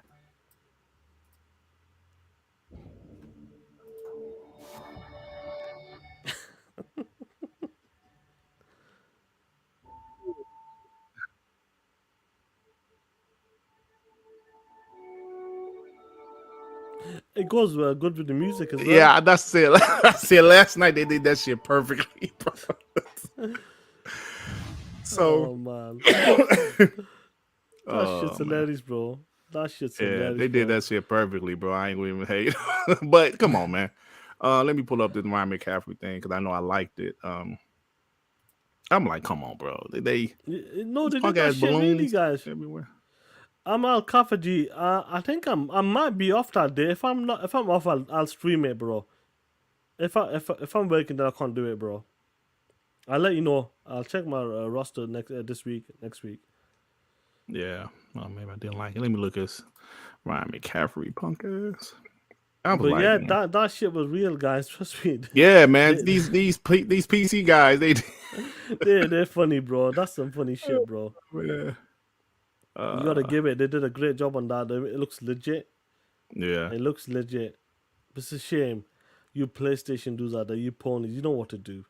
Yeah, so here it is. Let me Boot up YouTube 4K 4K in 4K and watch that shit. Yeah, but but they do got that exclusive burning bodies mission though. Yeah, that's a DLC. So Ryan McCaffrey said, "I'm not sure whether this is adorable or just sad. I mean, God of War is awesome, but I'm not hacking the PC version to put the Xbox Game Studio startup screen when it launched when I launched the game. Yeah, the Starfield players are really trying to pretend it's on PlayStation. Bro, this game is a huge game, man. This is the stuff they're doing. Bro, I did like it, but yeah, I'm like, come on, man. This is the stuff they're doing. IGN wrote an article about it. That's funny, bro. You know, I got a sponsorship by the one and only from the marketing director. Shout out to the one and only Kids Move. He is the marketing director for Starfield. He was concerned, but check this out there. I know you showed this yesterday as well. Starfield, shout out to the one and only marketing director for Starfield. He did a great job there. As you can see, look, amazing. Xbox and Starfields everywhere on the courts. It's amazing. Starfield, look, Xbox zoom in. Look at that shit. That shit is clean. I gotta give it. Marketing director, he did a great job. Kiss Move, he did an absolutely fantastic job. We appreciate everything you done for the marketing for Starfield. Really do that. You want to say anything before we move on to the next topic? Hey, when I showed that last night, some of the homies were like, "Yeah, that's cool, but that is a WNBA court." You know, I don't know if you know the WNBA is the women's NBA. It's all good, bro. It's not really popular, you know, but yeah. But still, it's still marketing, right, Sean? That's right. Still marketing, Playboy. Yeah, it's still That's marketing. what we want to see. Yeah. People would, bro. Starfield was plastered everywhere. They made so much like jackets, headphones, earphones, microphones, GPUs, buses. It was everywhere. Starfield was everywhere, bro. You can't say they didn't market that shit. It shows you, bro, man. This is a massive game from the team. Yeah, And they're playing that shit. The angry therapists with the 5 ponies are the same people that review bomb their own game. They can't even trust themselves. That's true because they review bomb The Last of Us too, bro. But they wasn't happy. They killed Joel. They was not happy about that. Yeah, that's the shit we are doing it though. I didn't like that shit. Yeah. SSJ for Omega with the 5. This gen, PlayStation lost 90% of their exclusive JRPG games, Bethesda and soon to be Activision. Ponies are seething. Yes. Damn right they are, man. Lower Star Killer with the 5. IGN, GameSpot, and Kotaku. 3 examples of gaming news agencies that have totally forgot what journalistic integrity and unbiased reporting means. They don't know what unbiased is, man. Like, you try to hide it, bro. Like, come on, man. When you're in that position, you're not a YouTube channel like Dirt or Shine. We know it. We biased. Shit. We biased AF. We love Xbox. But straight up, bro. You know, you can't there are unbiased people that go to those websites for information, right? You can't, you know, I mean, this is my opinion. You can't just be no super. Yeah, you gotta keep it fair. Like I said to you the other time, I know many people didn't like it, but I gave God of War Ragnarok a 9 out of 10. Yeah. So. I know other people are giving it 8.5. Yeah. But that's why I give it though. But do you know what I mean? Like, Sean, I'll be right back, bro. I gotta. Yeah, no worries. I'm right back. I can keep it separate. When I enjoy a game, a good game is a good game. If I like a game, I'm not, because it's a PlayStation IP or Nintendo IP. I'm not just gonna dog shit on the game because it belongs to one platform. Do you know what I'm trying to say? Like, if it belongs to a platform, regardless of Nintendo or PlayStation, if that's the score I'm gonna give, I'm gonna give it a score. That's the score I'm going to give. I'm not going to give it a low score because it's on that platform. A lot of the guys, when it comes to Xbox games, they always give it a low score because it's associated with Xbox. And that's what they always do. This is why I see all the time on the media sites on Twitter. Like, for example, Starfield, because it belongs to one platform, Xbox, they have to give it a dog shit score most of the time. 9 times out of 10, they're giving it a dog shit score. They will never be fair. Even though they might love the game, they still say, "Oh, the game was average. The game was weak." Do you know what I'm trying to say? If you like a game, you like a game. Doesn't matter what platform it's on, and that's the way it should be. That's the way it should be. You should never do that. In my opinion, as a gamer, we should never do that. Throwing shots here and there, fair plays. I know we always talk about throwing shots. I always do that. But if I'm playing a game, if I enjoy the game, I enjoy the game. I'm not going to just give it a shit score because it's on one platform. I'm not going to do that shit. Yep. You know what I mean? But I want to move on to another topic. The 125.10. Xbox is at Tokyo Game Showcase. There is announced. It is announced. Now, do you remember, because you know the time zone is different for all of us. For me, it's 10 a.m. in the morning. For you, do you remember what time was it for you when I was live streaming that shit? I mean, that shit was like 5 in the morning, bro. You woke up, you went for the piss and that, but it's official. They're excited to be back at Tokyo Game Showcase. It's a digital broadcast, so it'll give the latest update on the studios, the publishing partners, and they're gonna be bringing brand new games to new games to Game Pass as well. There now, we always talked about this. Like, you know what? They're not doing that good in Japan. They're doing decent compared to last gen, but I remember when people were having a conversation. Do you know what? Just leave Japan. There's no point. But I'm glad they're showing up. Look at how many shows they had this year alone. Yeah. It's awesome to see Xbox out there putting on shows for all of their customers around the world, around the globe. This is what I love. And I'm glad if I'm off, I think I'm off, I'm not sure. I will be there. I'll live stream it in the morning. I know for most of you guys, it'll be like 4 or 5 a.m. in the morning. Hey, Sean, I remember last year, it was actually a pretty good show. And I watched was your a- stream. I was still in the bed and I was watching your stream. Yep. It was a really good show because a lot of people enjoyed it. And I enjoyed it because games that were missing the platforms, never been on the platform, the Series X and S, it hurt them last gen. PlayStation was getting the freebie.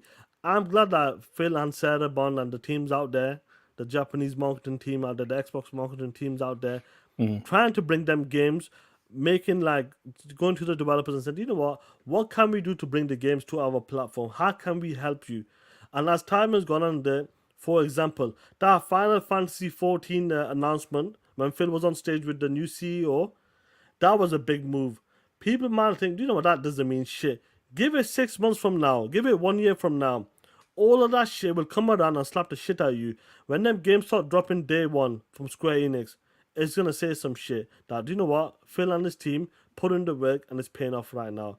And I love it that they got a dedicated Tokyo Game Showcase coming this year. Once again, what about you, Der? Are you excited? Like, you know what? This is dope. Xbox is putting on a show like every fucking month, every 2 months. Well, Phil said they're going to have more shows. I'm excited, man, because like I already mentioned, last year's show was actually pretty good. Listen, Xbox is doing great things right now, bro. PlayStation pretty much abandoned the damn like Japanese Japan, bro, and that's their homeland. They pretty much abandoned it. They're focused on everywhere else because I don't know, maybe because the Switch is just so dominant over there. But I'm like this: Xbox know they got a tough fight with the Japanese public.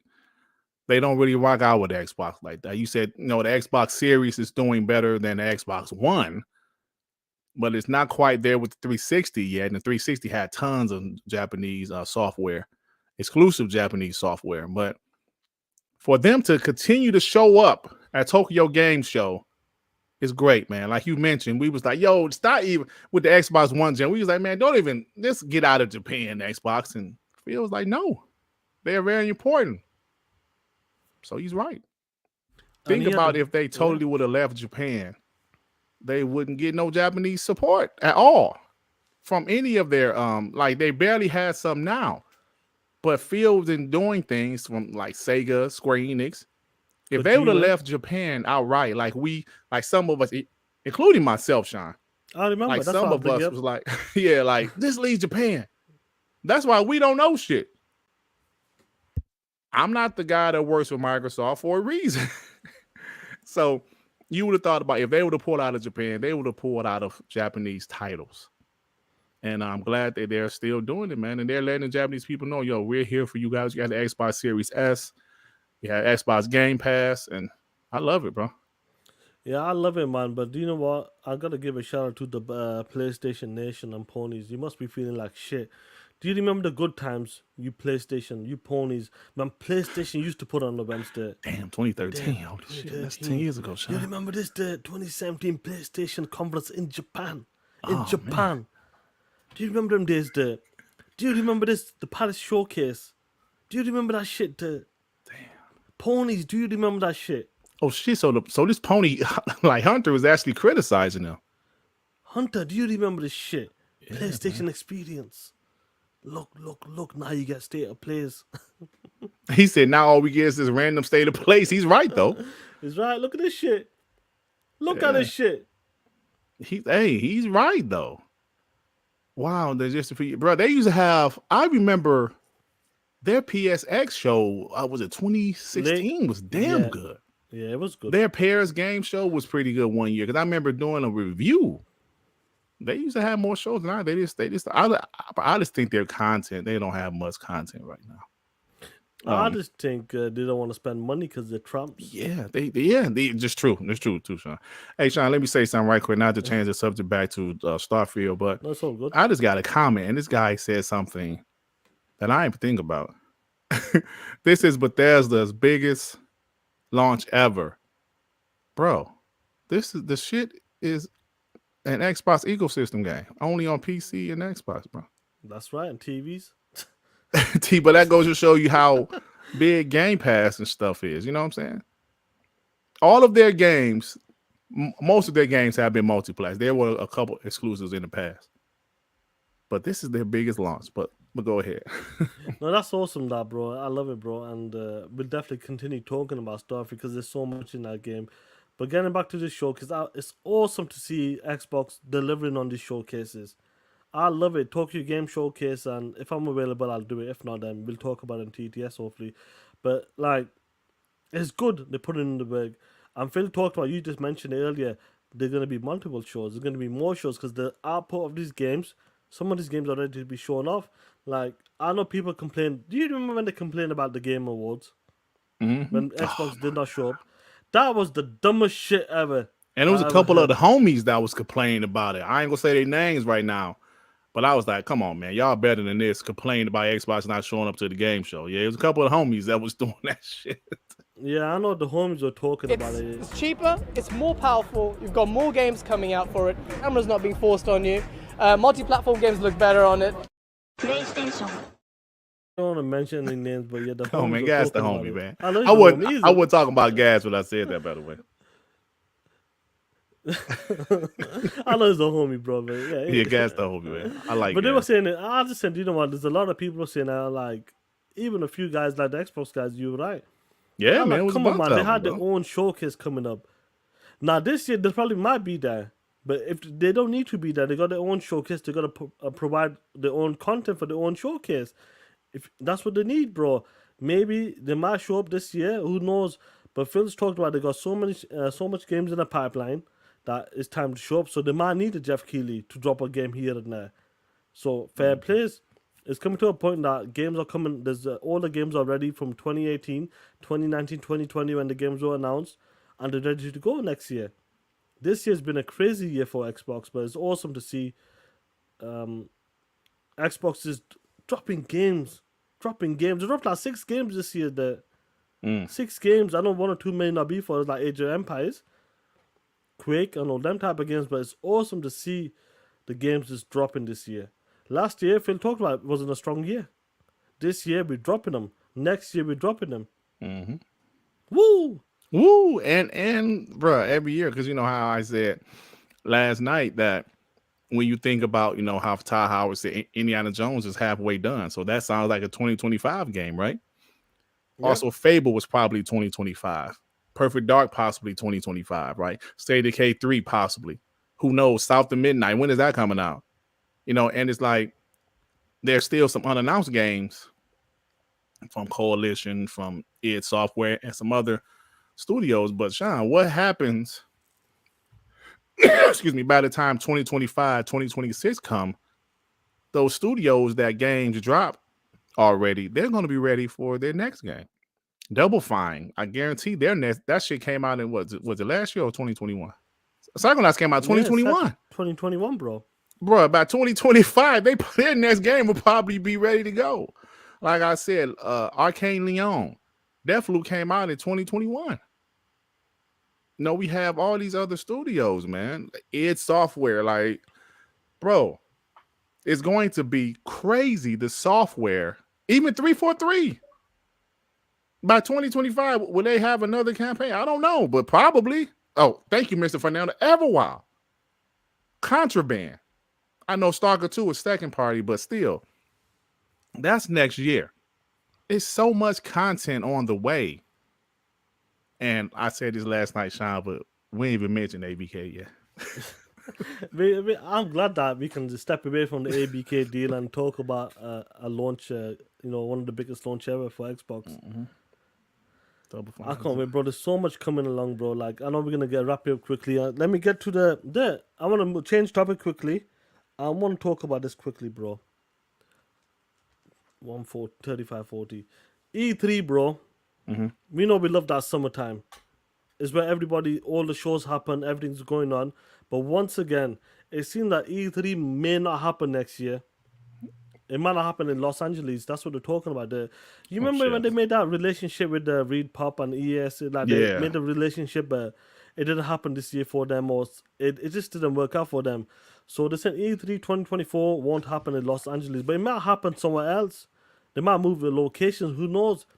But it feels like the E3, they're trying, and it just seems like they just keep failing. And do you reckon E3 will come back next year at the same place?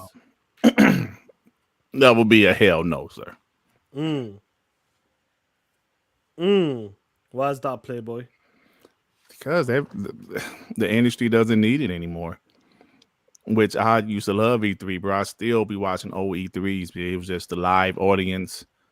I love E3, but they don't need it anymore, man. Everybody's dropping their own shows when they want. When there was E3, there was pressure on the developers to have a gameplay slice ready by E3. But now it's kind of like, we do a June event where we don't have to show it at this event. We can show it at another event. You know, Xbox has their own developer direct Gamescom. So I hate it, bro, but it is what it is at this point. Abdel, I 100% agree with you that Perfect Dark will be shown next year, as well as Indiana Jones. I think Perfect Dark had a soft reboot, bro. You think so? I think so. I think Perfect Dark had a soft reboot. Probably so, because remember, with the people from the initiative, which is already a small team, they left and they brought Crystal Dynamics. I can believe that. I hope it's third person now. Yeah, they'll have the storyline that what they planned, but I think it's got a soft reboot, in my opinion. Yeah. You know, but talking about E3 like that, man, it's a shame. Like, obviously, we're always excited. We know that's the week where everybody comes. It could be. Hey, hold on, wait, Zeke, hold on, man. You went off on us because you said it's gonna be E3 this year, and we said, nah, we don't think it's gonna be E3 this year. Now you saying it's gonna be E3 next year. Phil still calls it E3, but I don't think it's gonna be an E3 anymore, bro. I think Xbox is gonna have their show, Xbox Games Showcase. I think E3, the name E3. Maybe Phil still calls it that, and they ain't gonna be no more E3, bro. Just my opinion. I reckon that's what's gonna happen. The name will just disappear and call it something else. I think that's what's gonna happen probably. But like getting back to the E3 and that, if it doesn't happen, it doesn't happen. I know Xbox will show up no matter what. They'll have a game showcase. Other publishers will show up. But what was crazy there? What was crazy when this got announced? Guess who came in swinging like Spider-Man? Swing to the left, cha-cha-cha. Swing to the right, cha-cha-cha. Hey, look, there's E3 dying. Let me help them. Look at this shit there. Oh, shit. Look at this shit. Wait, so when he tweet this? Fucking about 20 minutes after. Jeff Keighley is wild, bro. He said, yo, since E3 is not going to be there next year, hey, Summer Game Fest will. He said return. Listen, he got next June with Summer Game Fest, return to Los Angeles. Jeff Keighley don't give a yo, they ain't gonna be in Los Angeles, but I will, you pieces of shit. Yo, I'm sorry, bro. I know people don't like Jeff Keighley. He's a killer. He a pit bull, bro. He like F them. E3 dead, but Summer Game Fest is here. I'm sorry, Jeff Keighley is a pit bull, bro. Yo, he came in like Spider-Man. Look, E3's dying. Let me help them. He like F y'all, F E3. But the thing is, Shar, oh man, he was like, yo, we returns to Los Angeles. And that tweet from Christopher Dream specifically said they will not, E3 will not be in Los Angeles. He said, we'll be in LA, damn it. Oh man. Hey, yo, Jeff Keighley, hey, yo, Radiance, I don't think his shows are that bad. Because, like, the last one he had, like, what was the last one? Like, the Gamescom, I thought that was pretty good. The one Sean String, I thought it was all right. Oh yeah. It was decent. Yeah, Yeah, I thought it was it alright. was decent Yeah. show. It took a dip, halfway. Yeah. Maybe it don't need to be 2 hours. You can do But 1 it was, hour 20 probably, but it yep. is what it is because it's got to put the money. It's Yeah, you business gotta over have. there. Listen, like the longer the show, the more ads he can run, right? Yep. The Angry Therapist with the Fire. Starfield success shows Xbox don't need their games to be on PlayStation to make their money. This is one of the many reasons these ponies are mad. I'm so happy you said that because somebody mentioned it last night too. I don't know if it was you, Angry Therapist, but remember, Sean, when ZeniMax acquisition first happened? Those games are going to be on PlayStation because Xbox can't afford to make those games exclusive. They must. That's right. They need to be on PlayStation.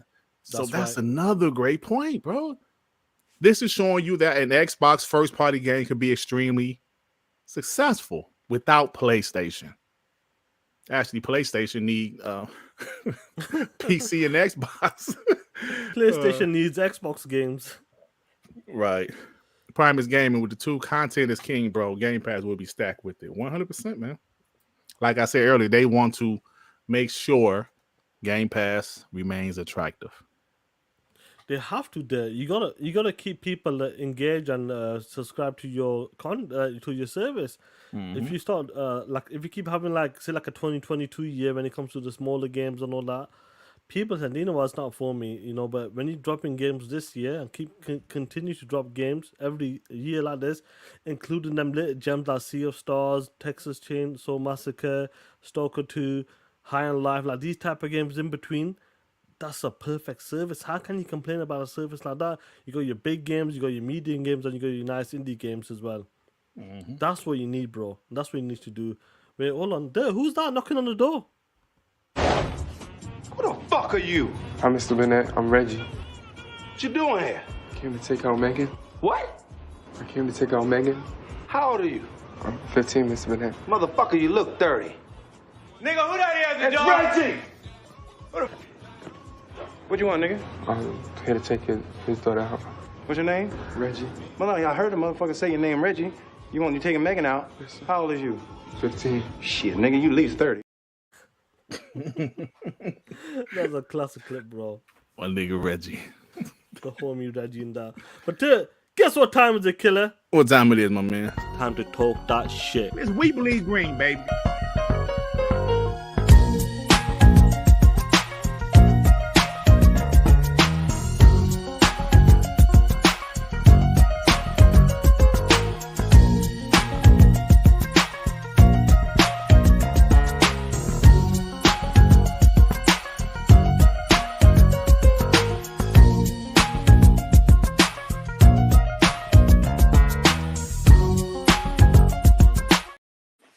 Yo, welcome to the last part of the show. This is Rocking with the Chat. We drop a link in the chat. Everybody gets 2 minutes to talk that shit. You can use your mobile phone, allow access on your even camera if you want as well, and come and talk your shit. Let's go for the Playboy. Let's go. First we got Zinc. What up, Zinc? Hey, what's going on, man? Hey, you know what? I don't know what's funnier, that damn clip right there or that intro clip with the show with everybody fighting in the beginning. That shit was hilarious. Hey, man, you know what? Mav was in the chat. Shout out to that guy. Mm-hmm. I'm glad that guy stood on his square when he was having it out. And, they all cool, but they had a good argument. Mav, Fonz, and Gaz. Mav went through the entire gambit of consumer behavior on those jokers and wouldn't let up, no matter what, when he was speaking on review scores and how important they are. Now, to us, the main 3 or 4% that make up, the impulse buyers, we the ones that buy things first.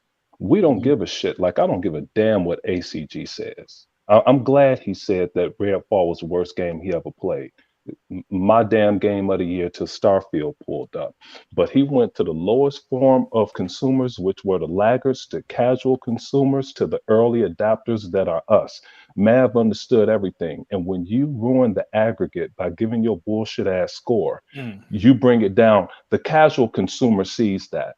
The laggards see that. We don't give a shit what you say because you can't play games better than us. So we don't give a damn about review scores. But to understand marketing at its fullest, that's consumer behavior. That's all that's involved there. I'm just glad he stood on his square 100% and wouldn't let it go. Hey, somebody asked Destin that 97 out of 100 Baldur's Gate 3 that everybody's supposed to have. Dirt, you had better be wrong in your show yesterday when you said only 2,000 people from PlayStation bought that game. Dude, I'm gonna go insane. You better hope you're wrong with that. Well, Sean, like It's it was on not. Sean's show, We but remember that shit. yeah, but that's Bruh. that's what it said. But I'm sure more than people than that. But that's the biggest L of all time. Hey, I gotta get out of here because I'm mad at y'all too. Because I'm supposed to be. I snuck out. I'm trying to play some Starfield and see what else stupid as hell could happen in this damn game. Yeah. Real quick, what happened to me, man? I went through the Citadel place. What is it called again? The Citadel? New Atlantis. There you yeah, go. New Atlantis, So real quick, I went through there and I try and go through every shop. So I went through this one shop, right? You know how you had the medical packs on the wall. So I'm at this doctor's office, me and the lady Sarah. So when you first go through the game, you immediately take it, off the wall. Well, this time I didn't see it, but it said steal. Yeah. So, dude, look, man, they said I stole it, right? So the girl said, put that back. The doctor called the cops, and a cop comes through the door, and he's like, hey, you're gonna have to come to me. So we had a little exchange. He's like, no, you're gonna have to come with me. I'm like, wait a minute, I'm a soldier. I said no, so he pulled out a gun. I killed his ass. The doctor got bad. He pulled out a gun. I killed him. So I walked outside thinking it's over. Dude, there was cops coming everywhere. So I died. I wasn't shit at the time. I'm still ain't shit. So I ran to the blue dot. The blue dot was my spaceship. And Dirt, you were talking shit earlier about flying into space. So I thought I'd fly into space and get away. They were up there. What? Look, man, they kept killing me. So I had to drop from a level 4 down to a level 2 to go progress back through that part of the game. The game is crazy. All right, man. Bro. Take care. Y'all have a good show. Peace. All right. The homie. Deploy. What's going on, Playboy? What's going on? Deploy. Happy birthday, Dirk, you old man. Thank you. POS. I'll talk about Starfield is fucking incredible. Like I found 4 legendary weapons, which make a big difference. I got this laser gun. It shoots lasers and it electrocute them at the same time. Nice. Yeah, and I found a sniper. And then there was one incident when I jumped to another galaxy, and it was like a space cruiser. It's like a cruise ship, but in the space. And they had me over intercom, and the passengers asking me questions.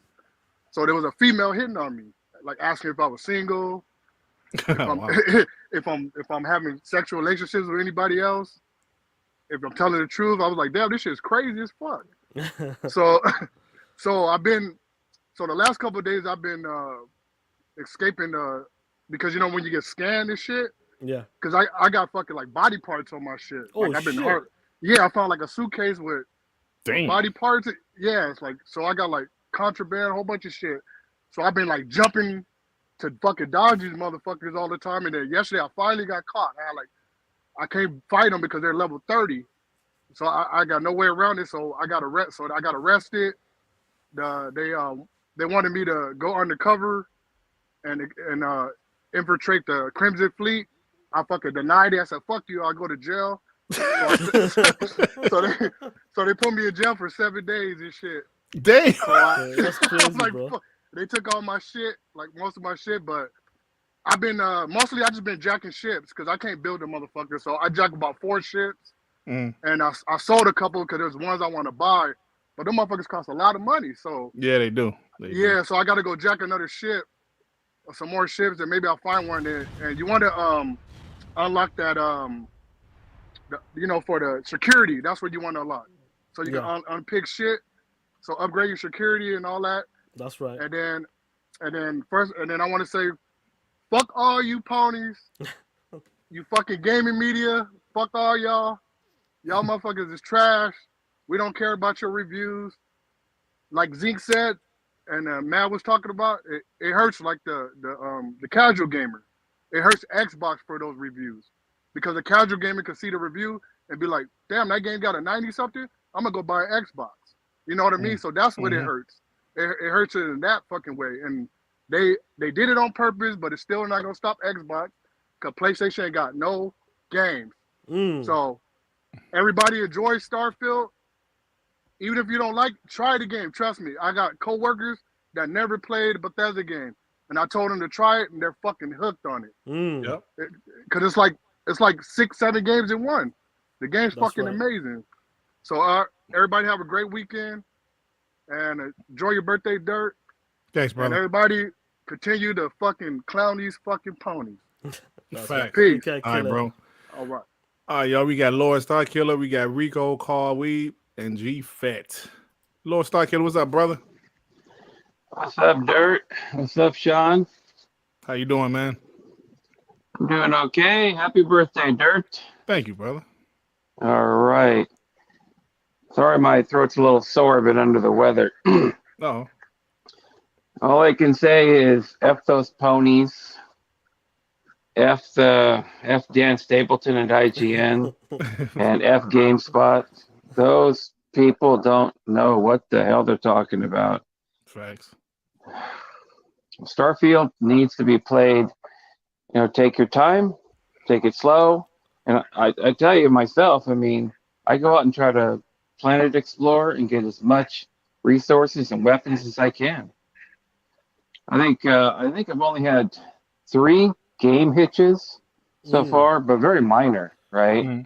I think one of the funnier parts was when I was near the beginning of the game on Crete, and I decided to find a cave, and it had a big ass spider.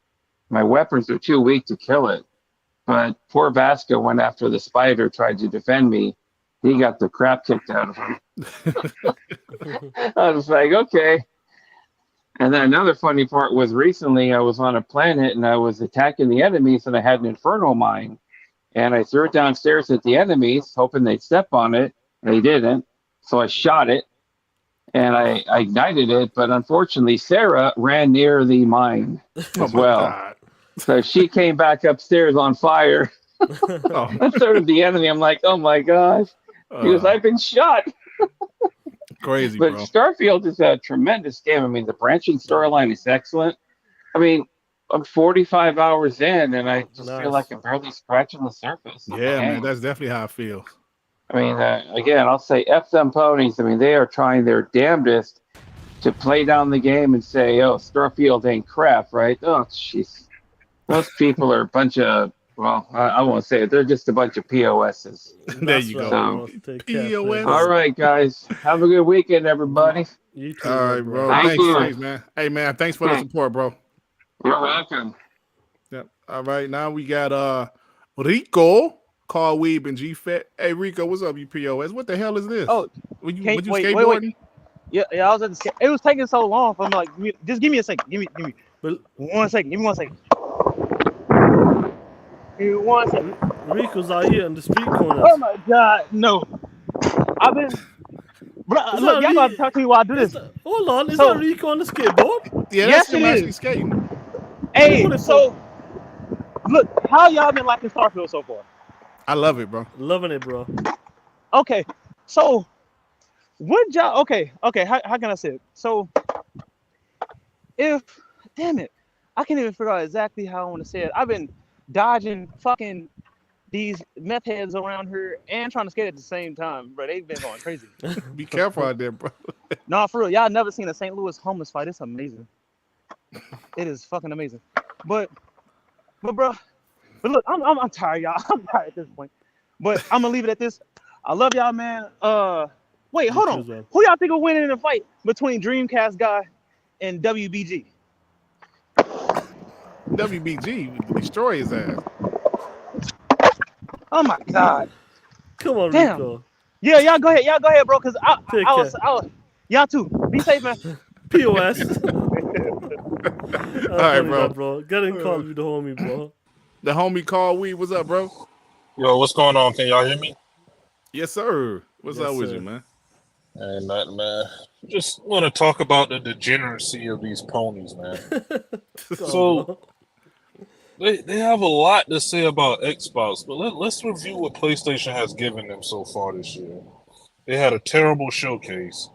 They have no roadmap. They have price increases on literally everything. They literally just nickel and diamond everything. They don't know what's coming in 24, 25, or anything. And what are they talking about? Starfield and what Xbox needs to do. Like, that shit is weird to me. Yep. So your preferred platform is giving you nothing.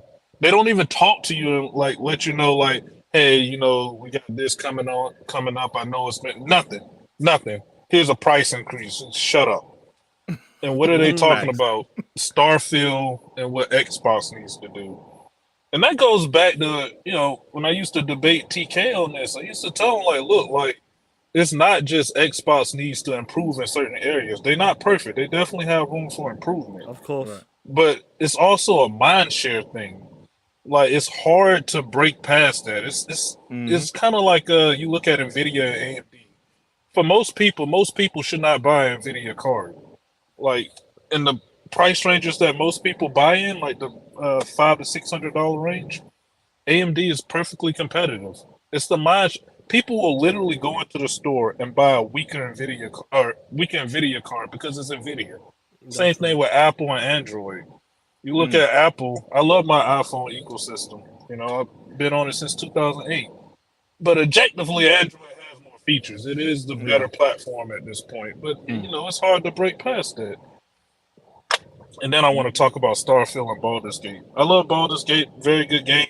It does a lot of things different than Starfield because they're two different games. I'm sick of people comparing them. Like, Baldur's Gate is a fundamentally different game than Starfield. Like, the stuff that works in Baldur's Gate doesn't work in a game like Starfield. So I wish people stop comparing them. I'm fine with either one of them winning Game of the Year. Personally, because I'm a Xbox guy, I would like Starfield to win. I think it would be great for us. But, you know, Baldur's Gate is a good game. But I'll leave y'all with that. Y'all have a good weekend. Thank you, Carl. We appreciate you, bro. I'm glad hey, man, we lost G-Fat, man. I don't know what happened to G-Fat. Yeah, we'll get him back. Javier. We got Javier. We got John T. Javier, what's up, bro? What's up, guys? Can y'all hear me? Yes, sir. What's going on, Playboy? Had a fucking great day at work. Is when That's good. and I'm at home. I can chill, shower, Starfield. But everyone's singing praises on Starfield except one side. We'll get to them.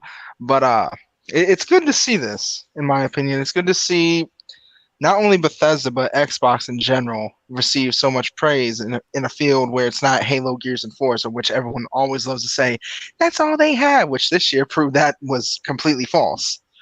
With Forza upcoming next month, it's gonna be they're gonna have a hate train for Starfield this month, hate train for Forza next month, and it would.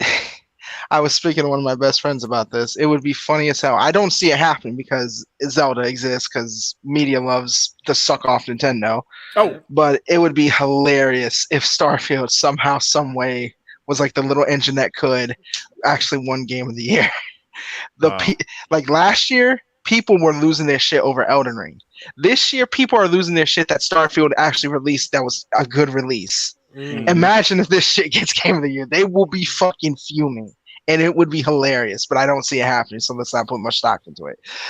Besides the point, AP99 is a whole clown. There's no ifs, ands, or buts about it. How the fuck are you gonna tag whole fucking grown men at these jobs and all that, saying this chick should be fired because she dares praises and likes a game that's not for their fucking in their fucking company? It's like, bro, if you actually paid attention, you would say this about 50% of PlayStation's employees because they love gaming in general.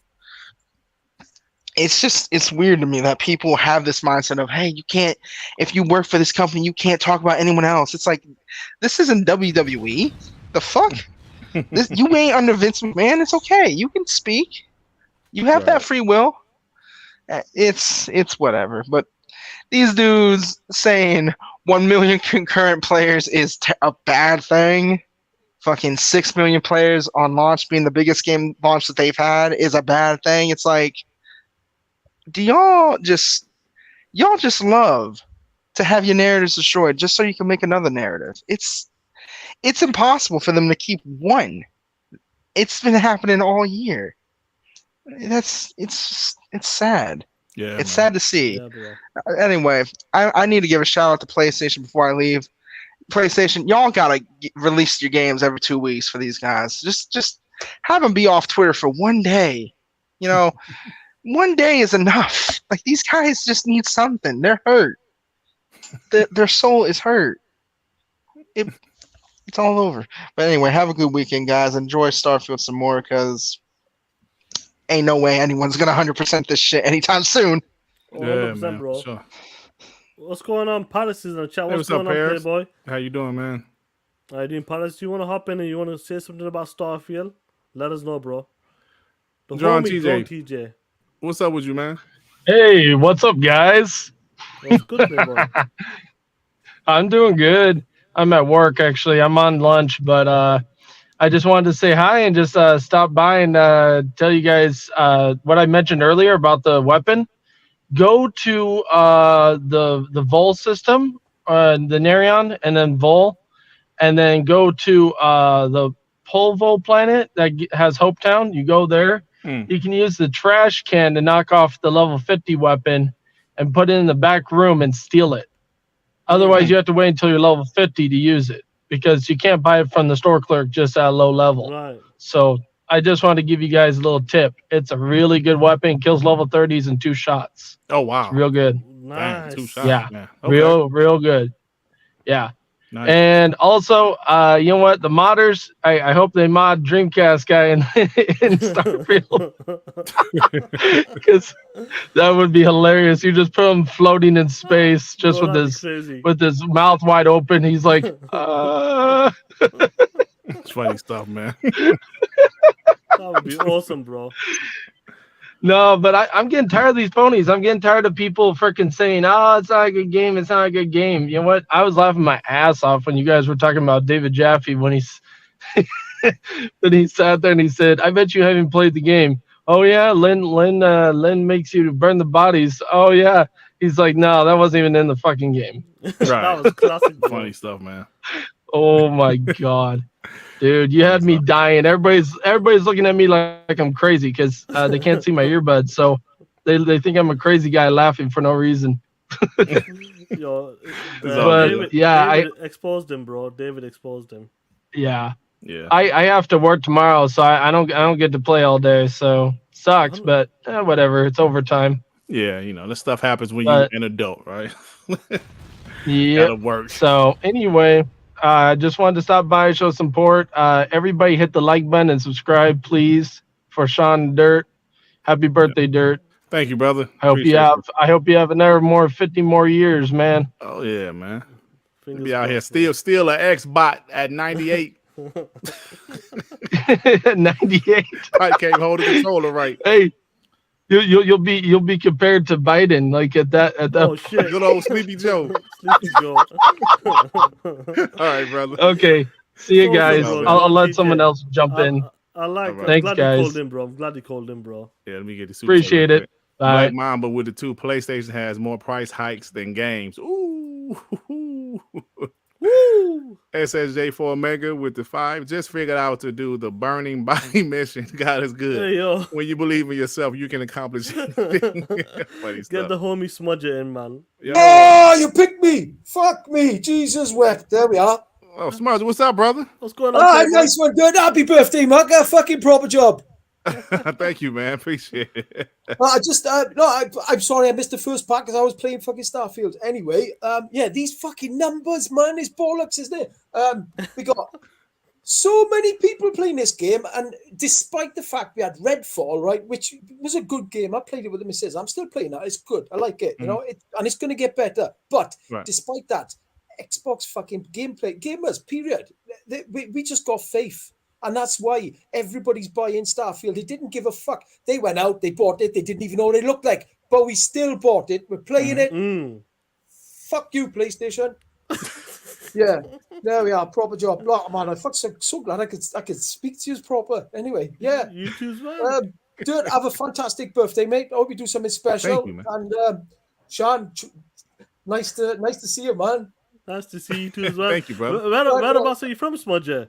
I'm South Wales, so I'm down a little South bit. Wales, yeah. That's what the homies were saying in the chat. You POS. I keep looking at the mic because I got my monitor up there, but I'm on my phone as well. It's kind of distracting a little bit, you know what I mean? Aye. Anyway, But- yeah. Hey, boys. No, Thanks, fucking bro. great. Shout out to you, bro, man. Yeah, thanks, I man. appreciate you fucking guys. hell. I got to give it to you two because you were called Mr. Cold Weed, but I ended up with a Starfield controller because of this channel here, man. Yeah. And you know, I can't thank you enough. I'm using it. I am using it, but only That's because me good, and one Mark. blow. That's good, bro. I'm glad you got it as well, bro. Yeah, Thank man. you, bro. Thanks, Right. man. Hey, you two, be safe, be well. Dirt, have a brilliant day. Sean, Thank you, brother. you're a champion. Appreciate it. Champion. Alrighty, you man. take care, Playboy. You I be just get safe. Parris in. Thanks, Mudger. Appreciate Nice it. one, Leave it man. as Parris at the end. Hmm? Take care. Yeah, we Let's get get Parris. Parris in. Get No. Parris in. Let's get Parris in. Let's kick the other one out. Parris, yeah, what's up, brother? What's going on, Play? Hey, what's going on? How you doing, man? Good, man. Thanks for Hey, stopping by again, bro. Yeah, no, appreciate it. I will address the Starfield thing, but if you give me a second, I want to address someone in the chat because I saw something yesterday that had me tripping. So, hey, just like I told you before, when I come here, I listen to everything, right? So I came across this podcast, and I was like, oh, let me check it out. You know, some brothers on there. I'm just listening to it casually. All of a sudden, I see a dude in the chat just mad at me, saying crazy stuff. Then he sent his super chats or whatever he was doing. So they're like literally talking about me on the podcast, which I think is weirdo stuff because if you got an issue with me, holla at me, right? Anyways, he's in your chat right now. This other Zinc guy. This dude is saying he is mad at me for something I said 15 years ago on Gamertag Radio. Oh, shit. And here's the funny part. I wasn't on Gamertag Radio 15 years ago, so I don't know where the hell that's coming from. But my whole thing on it is, it's like, if you're going to be a hater, hate at me directly. I get hate every day on Twitter. Holla at me on Twitter. You know what I'm saying? Don't go up in some random podcast chat and talk about me, and I'm not even there to defend myself. I just think it's weird stuff. So, others think, I don't know who you are. I don't know what you think I said. He's actually trying to get in right now. Oh, please come up because I would love to have this conversation. Absolutely would love to have this conversation. First of all, I don't hate on anyone. Well, you clearly are because you literally Hey, in the Parris, chat. hold on, dude. I just let you go off. You just went off. Okay, So, go ahead. Go ahead. I'm listening. for number one, I don't hate on anyone. I shoot straight.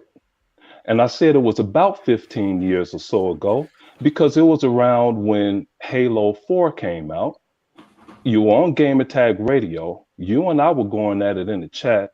Danny got mad at me, said, if you can't respect my chat, if you can't respect my panel, then get out of the show. I said, Danny, read the chat. I did not call Parris a name.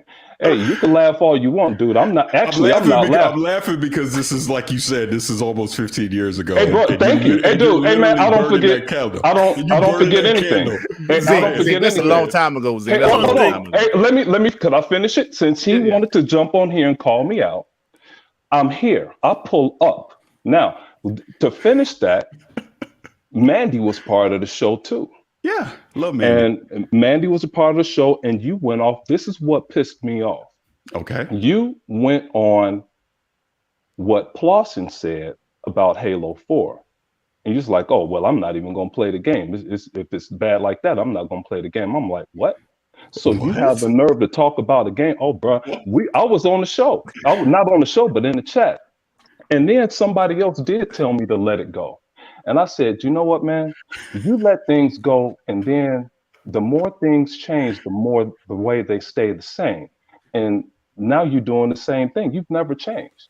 But see, and people told What did I do? like, I don't even know what I did. I just told you what you did. I just told you what you did. You just go on, man. It was more than that, and it's all, but it's the same thing. That was a long time. No, I don't. I told you, and that's the one thing 100 was right about. No. Back up. What did I do? Please tell me, because I have Taking- no fucking clue. Taking somebody else's word for a game, and then you were critical of it, and you didn't even play the game. That's false. I actually reviewed Halo 4, so I played it before probably on, anybody. On that show, You got me. what the argument. You got me mixed up with some other blackball guy Dude, because that's not true. Dude, I don't mix up. I don't mix up people. I don't mix up reviewed people. Halo 4. You do realize I review games, right? Parris, So that's what's your cool. point? I wish we could Start pull to finish. back. I actually love the ending of Halo 4. I love the ending with Chief and Cortana. Hey, Parris, I listened to your hate, dude. Oh my I god! listened to that shit. Parris, you could review the game at a later date or whatever, but if that show was still there, I remember that shit. No, let's do this. It's 2023. Let's just, for giggles, say that's exactly what happened. It's 2023. What am I doing in 2023 that has you so upset? Hey, first of all, man, you podcast and talk.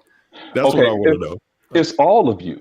It's the entire group of you, and you guys say the same. What is it? shit. You're not saying what it is. What is it? Even your reviews of Starfield, it's the same thing. 4 out of 5 and it's great. What was wrong with that? 4 out of 5 is an 80. Oh my god! Yeah, because you said that dumbass thing in the chat too. I didn't. Oh, now, okay, good. I'm glad we called the names. Now you a dumb motherfucker too. I'm glad we called. Hey, I didn't know. Hey, dude, don't call me. Hold on. Hey, hold on. Nobody's gonna call me dumb, dude. We can match wit all day. I said the dumbass comment. Okay, I didn't say your shit was dumb. I didn't give it an 80. You keep saying I give it an 80. I didn't give it an 80. Oh no. What you tell me what is a 4 out of 5? Did you watch the review? Dude, listen, what is a 4 out of 5? Did you watch the review? Yes or no? What is a 4 out of 5? Did you watch the review? When you turn in your transcript, when you turn in your grade to get into a college, what is your score? They don't want to hear you say shit. Hey, bro, you can try and trivialize so I can kill this. You can try and trivialize it all you want. Because I have a reasonable explanation why it's not an 80. Hey, bro, I heard the explanation. You said if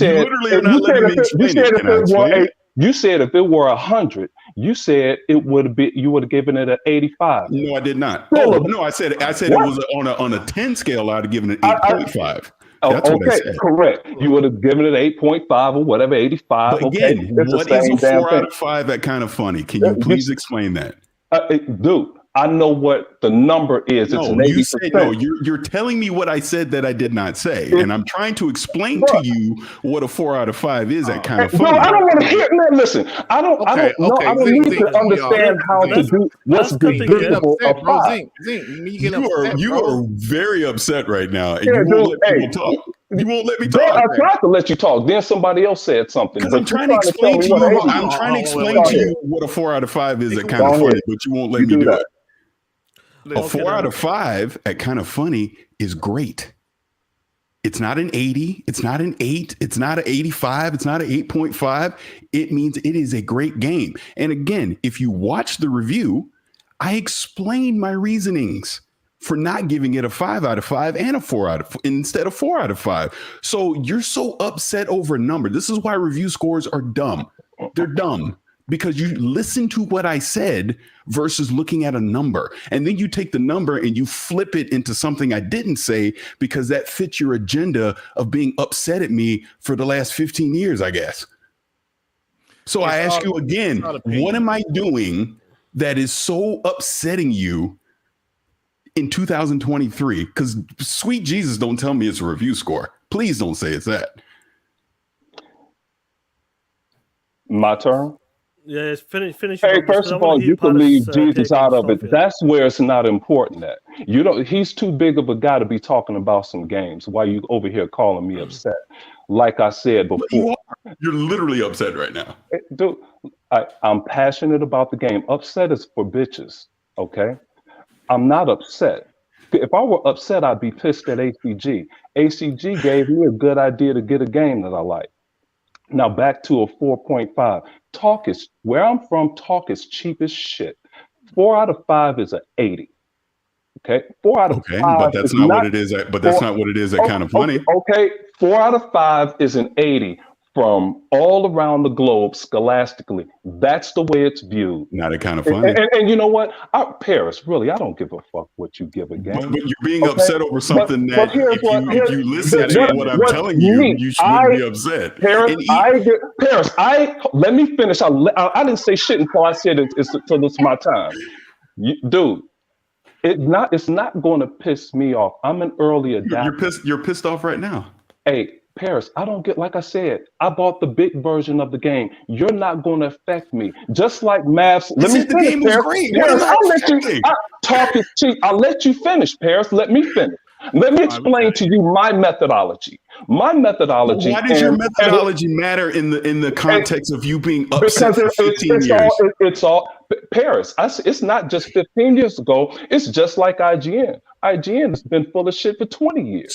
So now I trash. So now you're telling me I trash the game when I didn't. It's the same thing year after year after year after year. Okay, and it's all about Parris has an opinion, Zing. I have an opinion. It's all an opinion. We don't need to be arguing over his opinion, bro. That's why I said I actually don't give a damn. You're literally upset over nothing, though. No, I love the game. You're upset enough to jump over here and call me out. Talk is cheap. Because when you turn your transcripts in and that shit says 80, that college is going to say rejected, dumbass. Okay. Okay. That's what it's going to say. It's going to say rejected. A 4 out of 5 is an 8. Let's leave it there. Come on, let's leave it there. I want to get Parris' take on something. So take care, Zink.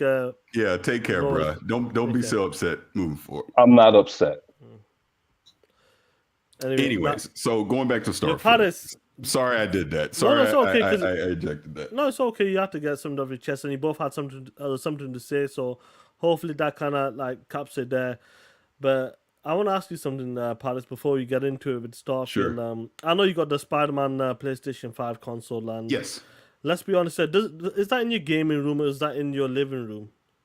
No, it's. Oh, I wish I could turn it. Well, actually, you want me to turn my camera on? Hold on. Yeah. I just want to ask you one question. But each time you walk it's literally sitting behind me right now. Yeah. So each time each time you walk into your gaming room, do you think to yourself, that's a big bitch of a console? You know what's funny? So did you see the picture? Yeah. I never think about it when it's standing on its own. But when it was side by side and I looked at it, I was like, God damn, this thing is big.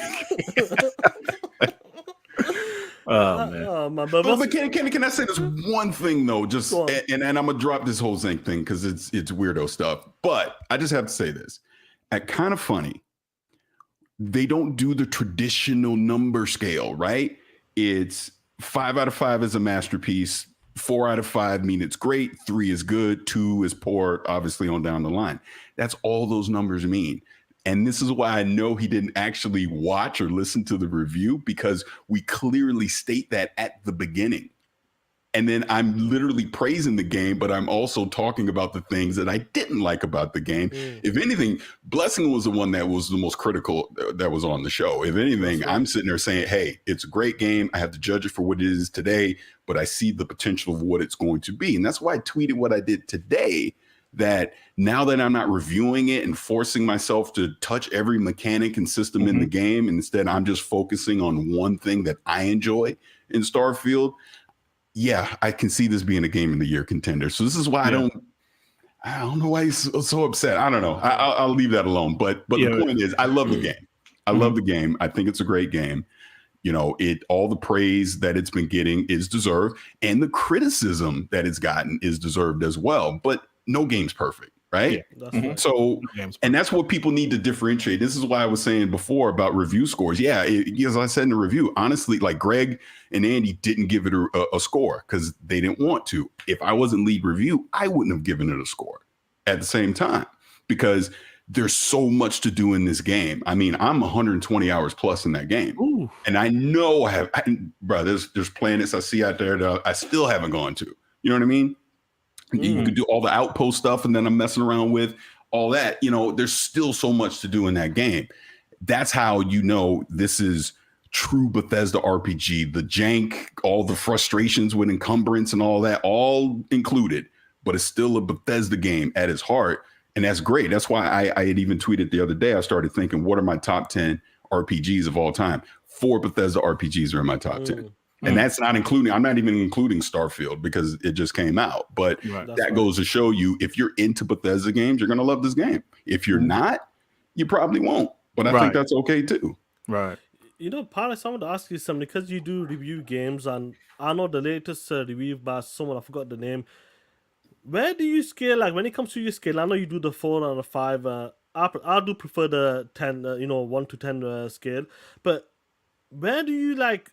Where is the point where you think, do you know what? When guys are giving 4 out of 10, where do you see, like, when you review a game, like, do you consider like a 4 out of 10 for Starfield a broken game? Do you consider games that get reviewed under like 4, 3 out of 10, 5 out of 10?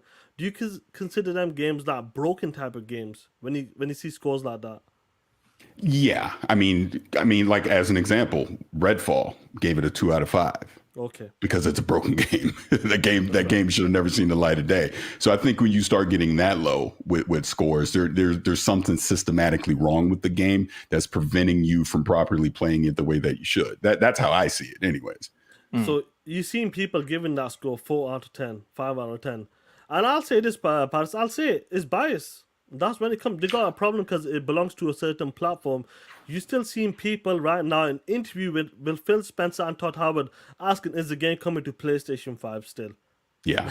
Honestly, because I think that was Bloomberg, right? Yep. They're just not educated on exclusivity and things like that. That's why they ask those type of questions. But to your point, and I'm gonna use the IGN review as an example. Matter of fact, I'll save that because that's a private conversation. But the IGN review being a 7 out of 10. Here's what I think. I think the criticisms that Dan pointed out in it were valid. I do. But I also think 7 out of 10 was too low. I think if he would have said it was an 8 out of 10, there's not this uproar.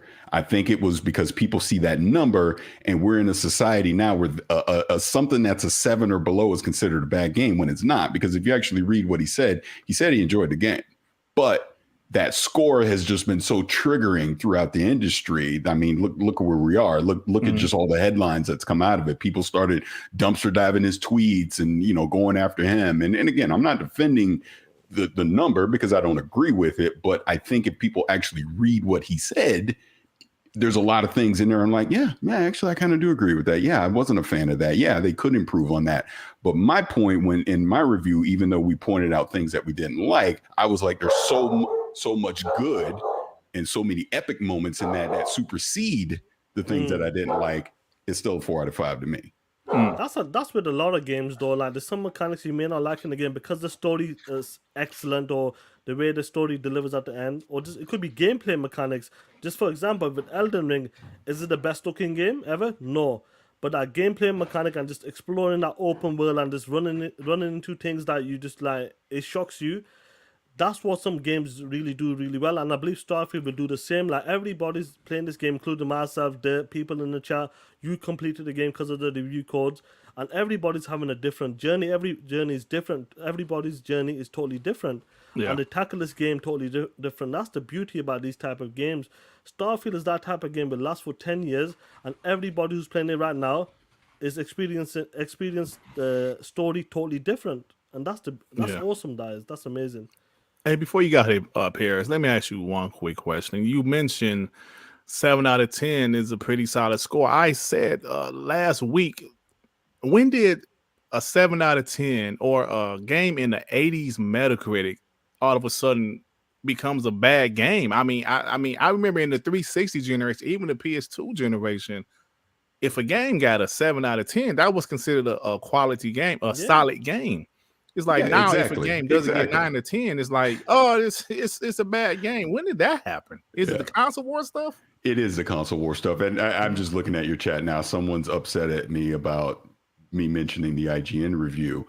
And the one thing he's in particular saying, so I will address you, sir or madam, mentioning the tweets but not mentioning his previous reviews of Bethesda games corny.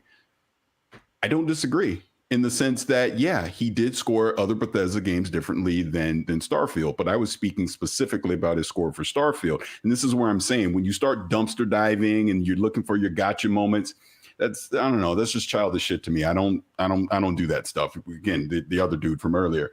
My point is, judge the review of the game that you're upset about. Why are you worrying about Fallout 4? Because didn't he give it like a 9.5 or something like that? I think that's what he's talking about. Okay, he gave it a 9.5. So should he be fired from IGN and never work again? You're probably going to say yeah to that. My point again, you're upset over a number versus actually reading the substance of what he's saying. And that's all I'm saying. Again, there's complaints in his review I agree with. The number he put on it, I don't. But we're in a society now where we put so much, and again, it's a console war nonsense. We put so much credence into a number. I say it all the time. Destiny is the greatest 6.5 game I've ever played, ever. I don't give a shit what no one thinks. I've been playing Destiny since 2014, and that was a 6.5 when it came out. So what? It doesn't matter. If you're enjoying a game, this is to the chat, and Zinc and everybody else is mad at me, I guess. If you're enjoying the game, and I can cuss on here, right? Yeah, of course. Why do you give a fuck what anybody else thinks? I don't. I surely don't. I surely absolutely do not care. If I'm enjoying something, that's me. It's my money. It's my time. Why do you care? And I've been saying that all week too. Why are people so upset over what a score of one website get? Clearly you saw Bethesda put out their own tweet showing overwhelming high scores for the game. The game is universally praised. Yes, there are outliers out there that drag down the Metacritic score. So what? Last time I checked, I think the original Spider-Man was like an 87 or 88. That game is, I can't wait for Spider-Man 2. Who cares? You know what I'm saying? So that's how I look at it. Play the game and love it for what you want to. If you don't like it, you don't like it. There's always going to be bad actors in this whole online social media. You're anonymous, so you say the craziest shit that you want to say all the time. That's all it is. And look, Dirt, I know you know it because you be catching it too, and you have the weirdos be coming at you all the time too. It's just, it is what it is. You know what I mean? So what, he gave it a 7 out of 10. So what, GameSpot gave it a 7 out of 10. So what if PC Gamer gave it a 7.5? So what if GameIndustry.biz has been making gotcha articles, right? Who cares? I don't care. I love the game. I scored it the way I did, which means I thought it was great. The more I play it, I think it's even better than I thought it was a week ago. But it's up to you. You play what the hell you want. Yep. That's right, bro. Yeah, there's so much with this game, and I think a lot of people, as time goes on, like your review may change. I know you give the official review because that's the time you had, but as time goes on, you know what? Like, this game has even gotten better because there's so much to explore in this game, and I think a lot of people will. Because look, like I'm sure you seen a tweet from Phil Spencer and the team Todd Howard. Over 6 million players have got to play Starfield so far, which is amazing so far. And that's insane. Yeah, and that's the whole point of all of this. That's the one thing Xbox has been saying for years now, is it's about them trying to bring games to more people. The one cool thing about Starfield that I've been able to experience over the last few weeks is Xbox Play Anywhere. I've been hopping from PC to the Series X to the S. Now that it's out, did it on cloud. You can put it on the Steam Deck or ROG Ally. Like, you get to play it wherever you want to go play it, right? That's the future of all this stuff. That's great to me. I mean, wasting time fussing over the score of a game, who cares? That's how I see it. Yeah, and you know, as someone that participates in this console warfare, it is definitely all about bragging rights. That's all it is. Yeah. That's all about. Yeah.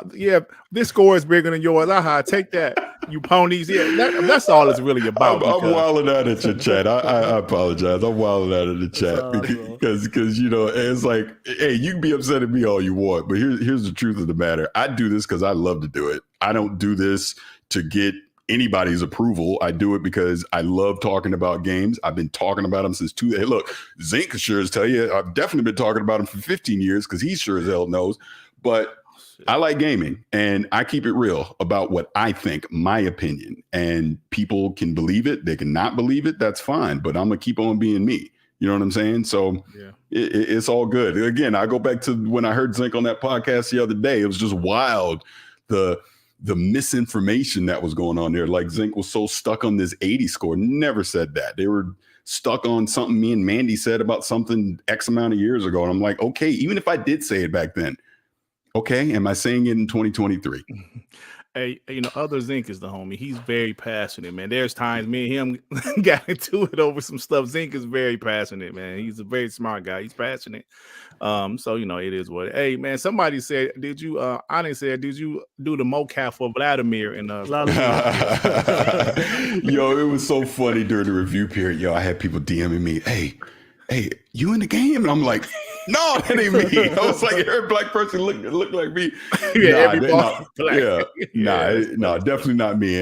And like I've jokingly said, if they modeled it after me, they sure as hell didn't pay me. They owe me some royalties. It's funny stuff, man. But hey, Parris, thank you for stopping by again, man. I appreciate it, man. I don't like to see you go like Zink and you get it to it. No, but here's the thing. Here's the last thing I'll say. I know I was talking a little bit of shit to Zink or whatever, but you know what? I do respect and appreciate that he came up and he addressed it. Obviously, we went back and forth. We agree to disagree, but that's why I'm here now. This is why I go in crazy ass spaces all the time. Yeah. I'm not afraid to have these conversations. You can think whatever you want about me, but like I said, just keep the same energy when we talking. Don't say crazy stuff when I'm not around, and then when I am around, don't have that same energy. That's all, because I am who I am. You don't have to like me, but I'm gonna keep doing me.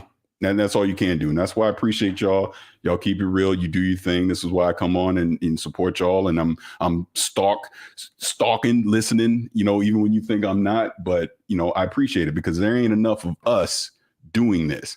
Yeah. Let me say this last point before I go, because that's actually very important. And I want everybody in the chat to hear this. Yes, I'm a black man doing this. There ain't enough of me, people like me doing this, like us doing this. And whether you want to believe it or not, this is something that I bring up a lot to people in certain positions. Get more of us opportunities to have review codes, to go to events, to be able to talk to a Todd Howard, a Phil Spencer, or whoever the hell, right? Because it ain't just about me. And you can believe me or not believe me when I say that, but that's the God honest truth. Hell, allegedly, Dirt, they nominated you a few months ago, remember, because of the breakfast. But that's the point. You should be getting those opportunities. You know what I'm saying? It ain't just about me. It ain't just about Khalif or whoever else you want to bring into it. There are people of color, there are women out there that are just as talented as the other creators that don't get that opportunity, and they should. And I've been doing this since 2006, and I went a long fucking time without getting any opportunities to now have more recent success. And it is what it is. You got to work hard. Ain't nobody going to hand you shit. Put in the work, put out great content. And sometimes you need a helping hand. And this is where networking and building relationships comes in handy. There are so many people that I met in the early days that were not in the positions that they're in today, that relationship was established. So then they were able to help me out now. And that's how all this works.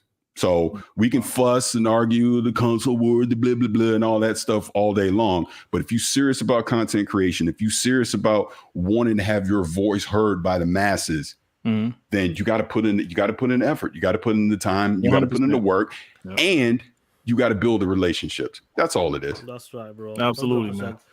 Man. Appreciate you, Parris, man. Appreciate it, but Parris, I got something for you. I don't know if you remember when the PlayStation Showcase happened. I want to show you something. This is a gift from me and Dirt. Let me leave you with this from the last PlayStation Showcase. Loving you is easy, cause you're beautiful. Doo doo doo doo. Reggie. That was pretty. No, see, y'all wrong. Y'all wrong for all that. All right, Parris, I appreciate you having me up, though. Listen, bro, Parris, when it comes to like TTS and WBG, our code is because anybody can get it. Wait, somebody saying they don't want me to go yet? What is this I'm seeing? I don't know. Who's that? Say something to you. Don't let Parris go. Go, Damien. I'm good. Go ahead. Well, let's I'm here. Damien up. Let's see. Hey, Damien, Parris. Hey, what's up, brother? How you doing? Yeah, we had our back and forth a few years ago. Who did? Damian Parris. Oh, really? We did. Yeah, where I think Tony even got involved. About what was it about? I don't know. I'm not me trying to be rude. Seriously, I don't know what it was about. Xbox, I didn't agree with. Something I said about Xbox you didn't agree with? Yeah, but anyway, it don't matter, right? I just wanted to say, I actually commend you for how far you've gotten in the industry. As you said, it's not enough people that look like us in the industry. And I was really happy when I saw you did the piece with Xbox, I think 2 years ago. Yeah, 2021, so yeah. I just wanted to congratulate you because I know Danny gave you your spot. And to see where you're at now, congratulations. And I just hope you, since you're up, pull another one like us up. No, 100%. And that's exactly what was my point. I'm glad you brought up Danny Pena because I am not doing any of this if it was not for Danny Pena even Danny back in those early days. Shit, because I used to be in Gamer Tag Radio and I said my shit in there and we had our back and forth. The clip somewhere there, even Danny shitted on me. Oh my God. What's going on? Parris and Danny were doing the console war before us, so Parris, we learned it from you, bro. This to show you how long. I like that Zinc. We've been following these guys forever. This is from Gamer Tag Radio. Hey, I appreciate that because I'm not here without Gamer Tag Radio. And like I said, Danny deserves his flowers all day, every day, because he has done nothing but help people in this industry and uplift them and get them into positions to succeed. And that's what all of us need to do, honestly, as I was saying before. But now, Parris, there did seem a time like you did turn and was shitting on the Xbox, but hey, you know what? I was. You know what? Can I address that? Because that was the one thing I heard the other day. Let me address that real quick. You are 1,000% correct. That and I think the person said I was corny because the line that I use and I still use, you're most critical of the things that you love, and that's just the truth, whether you think it's corny or not. And yeah, I'm not. Xbox helped me out tremendously in the early days. I used to be an Xbox MVP in the whole thing. So I owe a lot to Xbox. So when we got to the Xbox One generation, and I completely disagreed with the direction that they were going, was not a fan of it for years. So yeah, I was very critical. And I've told the story many times. 2016, I went to San Francisco to the Spring Showcase. Phil Spencer gave a keynote at that showcase, and everything that you see today with Xbox, I'm talking Game Pass, Xbox Play Anywhere, the cloud initiative, all the stuff that you see that Xbox is doing now from a service standpoint, he was talking about it in 2016. And that was the moment where I said, you know what? I see what they're doing. I'm on board with this. And that's just the truth. I mentioned that earlier in the show, Parris, how the Xbox knew what was going to happen in the future, and they were preparing themselves. Exactly. They've been building the infrastructure to get to the point that they're at today, and they're not done. Obviously, from a game standpoint, there's still some work to be done. I think Starfield is going to be a great stepping off point for that.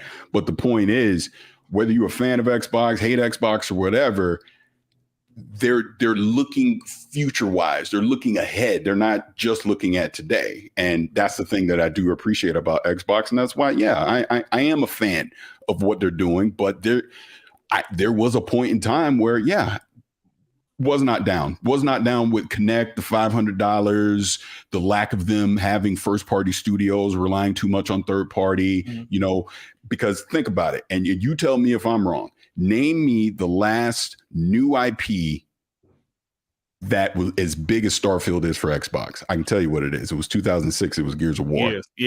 That's how long it's been. Yeah. And that's the point. I wanted to see them build up their first party lineup, which they've done now. Now it's 24 something studios, about to be 30 plus when they get Activision, so they can start having their own original IPs. And not that, you got to beat PlayStation, because I enjoy PlayStation games too, but that's why PlayStation has been the market leader for X amount of years, because they have games that you want to play and you can only play them on PlayStation. All right, but Parris, I'm glad you brought that up, right? Why is it that it seems like PlayStation always gets a pass though, and Microsoft gets shitted on for some of the same crap? Because let's look at a major IP, Rise. Rise is a phenomenal game. Rise got shitted on by everybody for nothing. You know what they were saying? Too much QTE. Every Sony game now is QTE, and everybody loves it. No, to answer your question, I think Sony gets a quote unquote pass because Sony has so many must play titles. exclusive to that platform. And we've obviously seen through this whole Activision stuff, they were making backdoor deals, to keep certain games off the Xbox platform as well. So once you become the market leader, and Phil Spencer said himself when I interviewed him, they lost the last generation because that was the generation for digital. And they lost it. So now people have so much investment digital wise on the PlayStation ecosystem. It's going to be hard to get them to, I'm going to abandon that and jump over to the Xbox One. That's going to take a long time for them to make up for that. And the only way you're going to do that is with compelling, exclusive content. But to your point, do I think Xbox is treated unfairly, with certain things compared to the competition? Yes, I do. 100% I do. But it is what it is, man. And they know that. And that's why they got to rise above it, give people reasons to actually want to invest into their ecosystem. The only way we're going to do that is good games, period. Yeah. All right. Last question, then I'm gone Dirt. Parris, what rating you give God of War Ragnarok? Out of 10. What did I give Ragnarok? Yeah. God, what did I give Ragnarok? I think 5 out of 5 when we reviewed it. Yeah. All right, I'm the biggest God of War fan, but I kid you not. I got to that point where you're using Atreus on the yak. Yeah. And I kid you not. The first time I went on and I picked them fruits, that was fine. Then I did the roots and that was fine. When they told me I had to go around again, I can't touch that game again. That was the boring part of that game, I would tell you. I cannot touch that game again. I swear, if I touch that game again. No, but the thing with Ragnarok that got me, being a dad, having a teenage son, is that relationship, because I just related to it so much. Listen, my 14-year-old son think you don't even want to see the game at all. He plays Spider-Man all day. He think God of War Ragnarok is just boring trick. Yeah. I just can't get past that part. I swear to you, I can't get past. I can't go around on the back of the yak one more time. I can't do yak. It's funny. The yak. I cannot do the yak. I cannot do a sword go around on the yak. I swear I can't do it. I like God of War. Your chat is wild. Your chat is wild. I love it. I freaking love it. No, I am the biggest God of War fan. I'm actually playing God of War 3 Remastered again. Well, hold on, Damien. I can't do that scene with that yak. Damien, hold on. You said you playing what? God of War? I'm playing God of War 3 Remastered on the PS5. Yo, do you know what? You know this is an Xbox podcast. Get your punk ass out of here. Don't want to hear that shit. I don't want to hear that shit. Oh my God. Nobody want to hear that shit. If you're playing a PlayStation game, kiss my ass. Now, Joey cracking my brother, WBG brother. Choose your words wisely. I love how you got a dude to actually pay you money in a super chat to say that I'm a Trojan pony. That is amazing. I love that. Man. Keep doing it. You guys hear me, by the way? I'm in the office. Joe, you sound like shit, bro. You sound like a POS. Yeah, I mean, I'm in the office. I'm on my phone. I don't know if you can hear me. I want to hear you now. Yeah. All I want to say is it's the pleasure to meet Parris, and I want to apologize for stirring up your Twitter account about Killer Instinct. I was the perpetrator. I deserve that. I deserve that, even though it was Gary's fault. I deserve that because I was speaking from ignorance, right? So I shouldn't. When Gary started going down that road, I shouldn't have agreed with him because I didn't know what the fuck I was talking about. So no, I earned that one. Yeah, that was me. And I was like highly offended, but I was never mad at you. I get when people get a bit caught up with the scores and things. That's fine. That's just an opinion. I disagree with you guys when it came to Killer Instinct, but I was fine after that. I was like, dude, it's just an opinion. They were wrong. But it's just that, man. We're taking this thing way too seriously, and it's supposed to be fun. No, it is supposed to be fun. Yeah, let me just say this real quick. My only thing is when you get personal. You're a pony, you're a shill, and blah blah blah. The yellow chair gang, like all that, whatever. I don't care. When you get personal, that's when I have an issue with it. And to your point about Killer Instinct, that was 100% justified because we're on a podcast not knowing what the fuck we're talking about. So we should not have been saying that. And hey, I caught it from everywhere, and I lesson learned. And that's why when they put Iron Galaxy was saying that they were working on the new stuff. That's why I was like, I put the tweet in there. I was like, yeah, I'm Killer Instinct's biggest fan. Oh, I can't wait, like joking around and people knew what that was because it happens. And that's all. In this content creation stuff, you're going to make mistakes. You're going to say stuff that makes no sense. People are going to call you on it. My thing is, when you're wrong, just own it. That's all. Don't make excuses for it. Just own it. Yeah. Period. Point blank. Yeah. Yeah, that's right. I'm in the office, so I gotta go. I'm kind of glad to see guys like Parris in our podcast. Is like, I don't know, it just fills me with joy. Like people are watching us, and I want to say happy birthday to Dirt again. Publicly, thank you, brother. Because the beginning of time there was darkness. That was you. Come on, show some respect. Show some damn respect, Joey. Come on, Playboy. All right, guys, I gotta go. All right. Take care. Man. I think Parris, people want that smoke with you. Let me pull up the next guy. Hey, let's do it. Look, I'm here. That's what I'm saying. If y'all got something to say to me, y'all better do it now. Because when I'm gone, I'm gone. So bring it. Really, what's going on, Playboy? Really, you POS. Oh shit. Can't stand Parris. Oh, so you don't want to talk to me? You've been talking shit about me in the chat for the last 10 minutes. Now you leave. Oh my God, Ray, bro. I don't know if man, Ray. I don't know what happened, Ray. All right, man. Is that it? Pretty much, because I gotta go in a few. Sean, man, very close to a 3-hour podcast. Sean, what the hell is this? We got a 3-hour podcast. We're talking that shit. This is how we do it, baby. Let's go. Parris, shout out to you, bro. But I'm sure you've seen the new PlayStation advert with the price increase. Have you seen it, Parris? The new PlayStation advert? Yeah, that's insanity. That is insanity. There is no value in that at all. They just jacked the prices up for no reason. And it wasn't a little bit. It's like a lot. I was like, God damn, when I saw that. Jim Ryan has a message. Let me show you. Why? Because fuck them. That's why. Much. Oh man, I don't know. Parris, what do you think about what do you expect for Spider-Man 2 that's going to be different from the other two? Like, what's going to be the leap? I don't know. Got to wait till we get hands on it to see. Other than, what has me excited about it from what we've seen so far is you get to play as both Peter and Miles, obviously, but the fact that Lizard's going to be in it, Venom's going to be in it, Kraven's going to be in it. Norman Osborn's going to be in the background pulling all the strings on everything. So I'm excited for the story more than anything. I get people saying, well, where's the innovation? Nothing's changed. Let's wait till we get hands on it before we 100% assume everything. I think we saw some things, obviously the Venom powers that Peter had, in that initial trailer that looks interesting, but I'm excited for it. And it's going to be bigger. Obviously, we know they're expanding into Harlem, and I think, was it Brooklyn? I forget now. Yes, but so there's going to be more places to go. So look, get rid of the Mary Jane missions. That's all I ask. I hated those missions. I hated those missions, bro. Yeah. I hated. Yep, me too. No, but I'm excited for it, man. Miles Morales was better, but it was just too short. Yeah, it was just short. Yeah. It played better. It looked better. Yeah, it was a DLC, definitely. All right, Deploy. Deploy, man. All right, Deploy, man. Take care, man. Parris is crazy. They get a super chat because I think they got some. Yeah, we got a few super chats, man. BS with the two can't help but interrupt. Kind of corny. Take your L. I'm not sure who's. I think he may have been talking to Parris. I think he probably talking to me. Victor Click with the 5 white. It's the B4S. This B4S dude. Yeah, Lord have mercy. He's been in the chat the whole time. Yeah.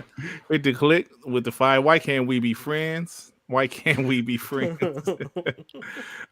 Chill Carlos, member for 15 months. I listened to Kind of Funny's Horizon Forbidden West review. They went off on all the things that were wrong with the game, and then they still gave it a 5. Shaking my head. Can I address that one real quick? Let me address that one real quick. Yeah, because I was on that review. Mm-hmm. I gave, because the way it works is kind of funny, right? Like when the lead reviewer's score is the score of the game for Kind of Funny, right? So I think it was Blessing. I can't remember. He gave it a 5 out of 5.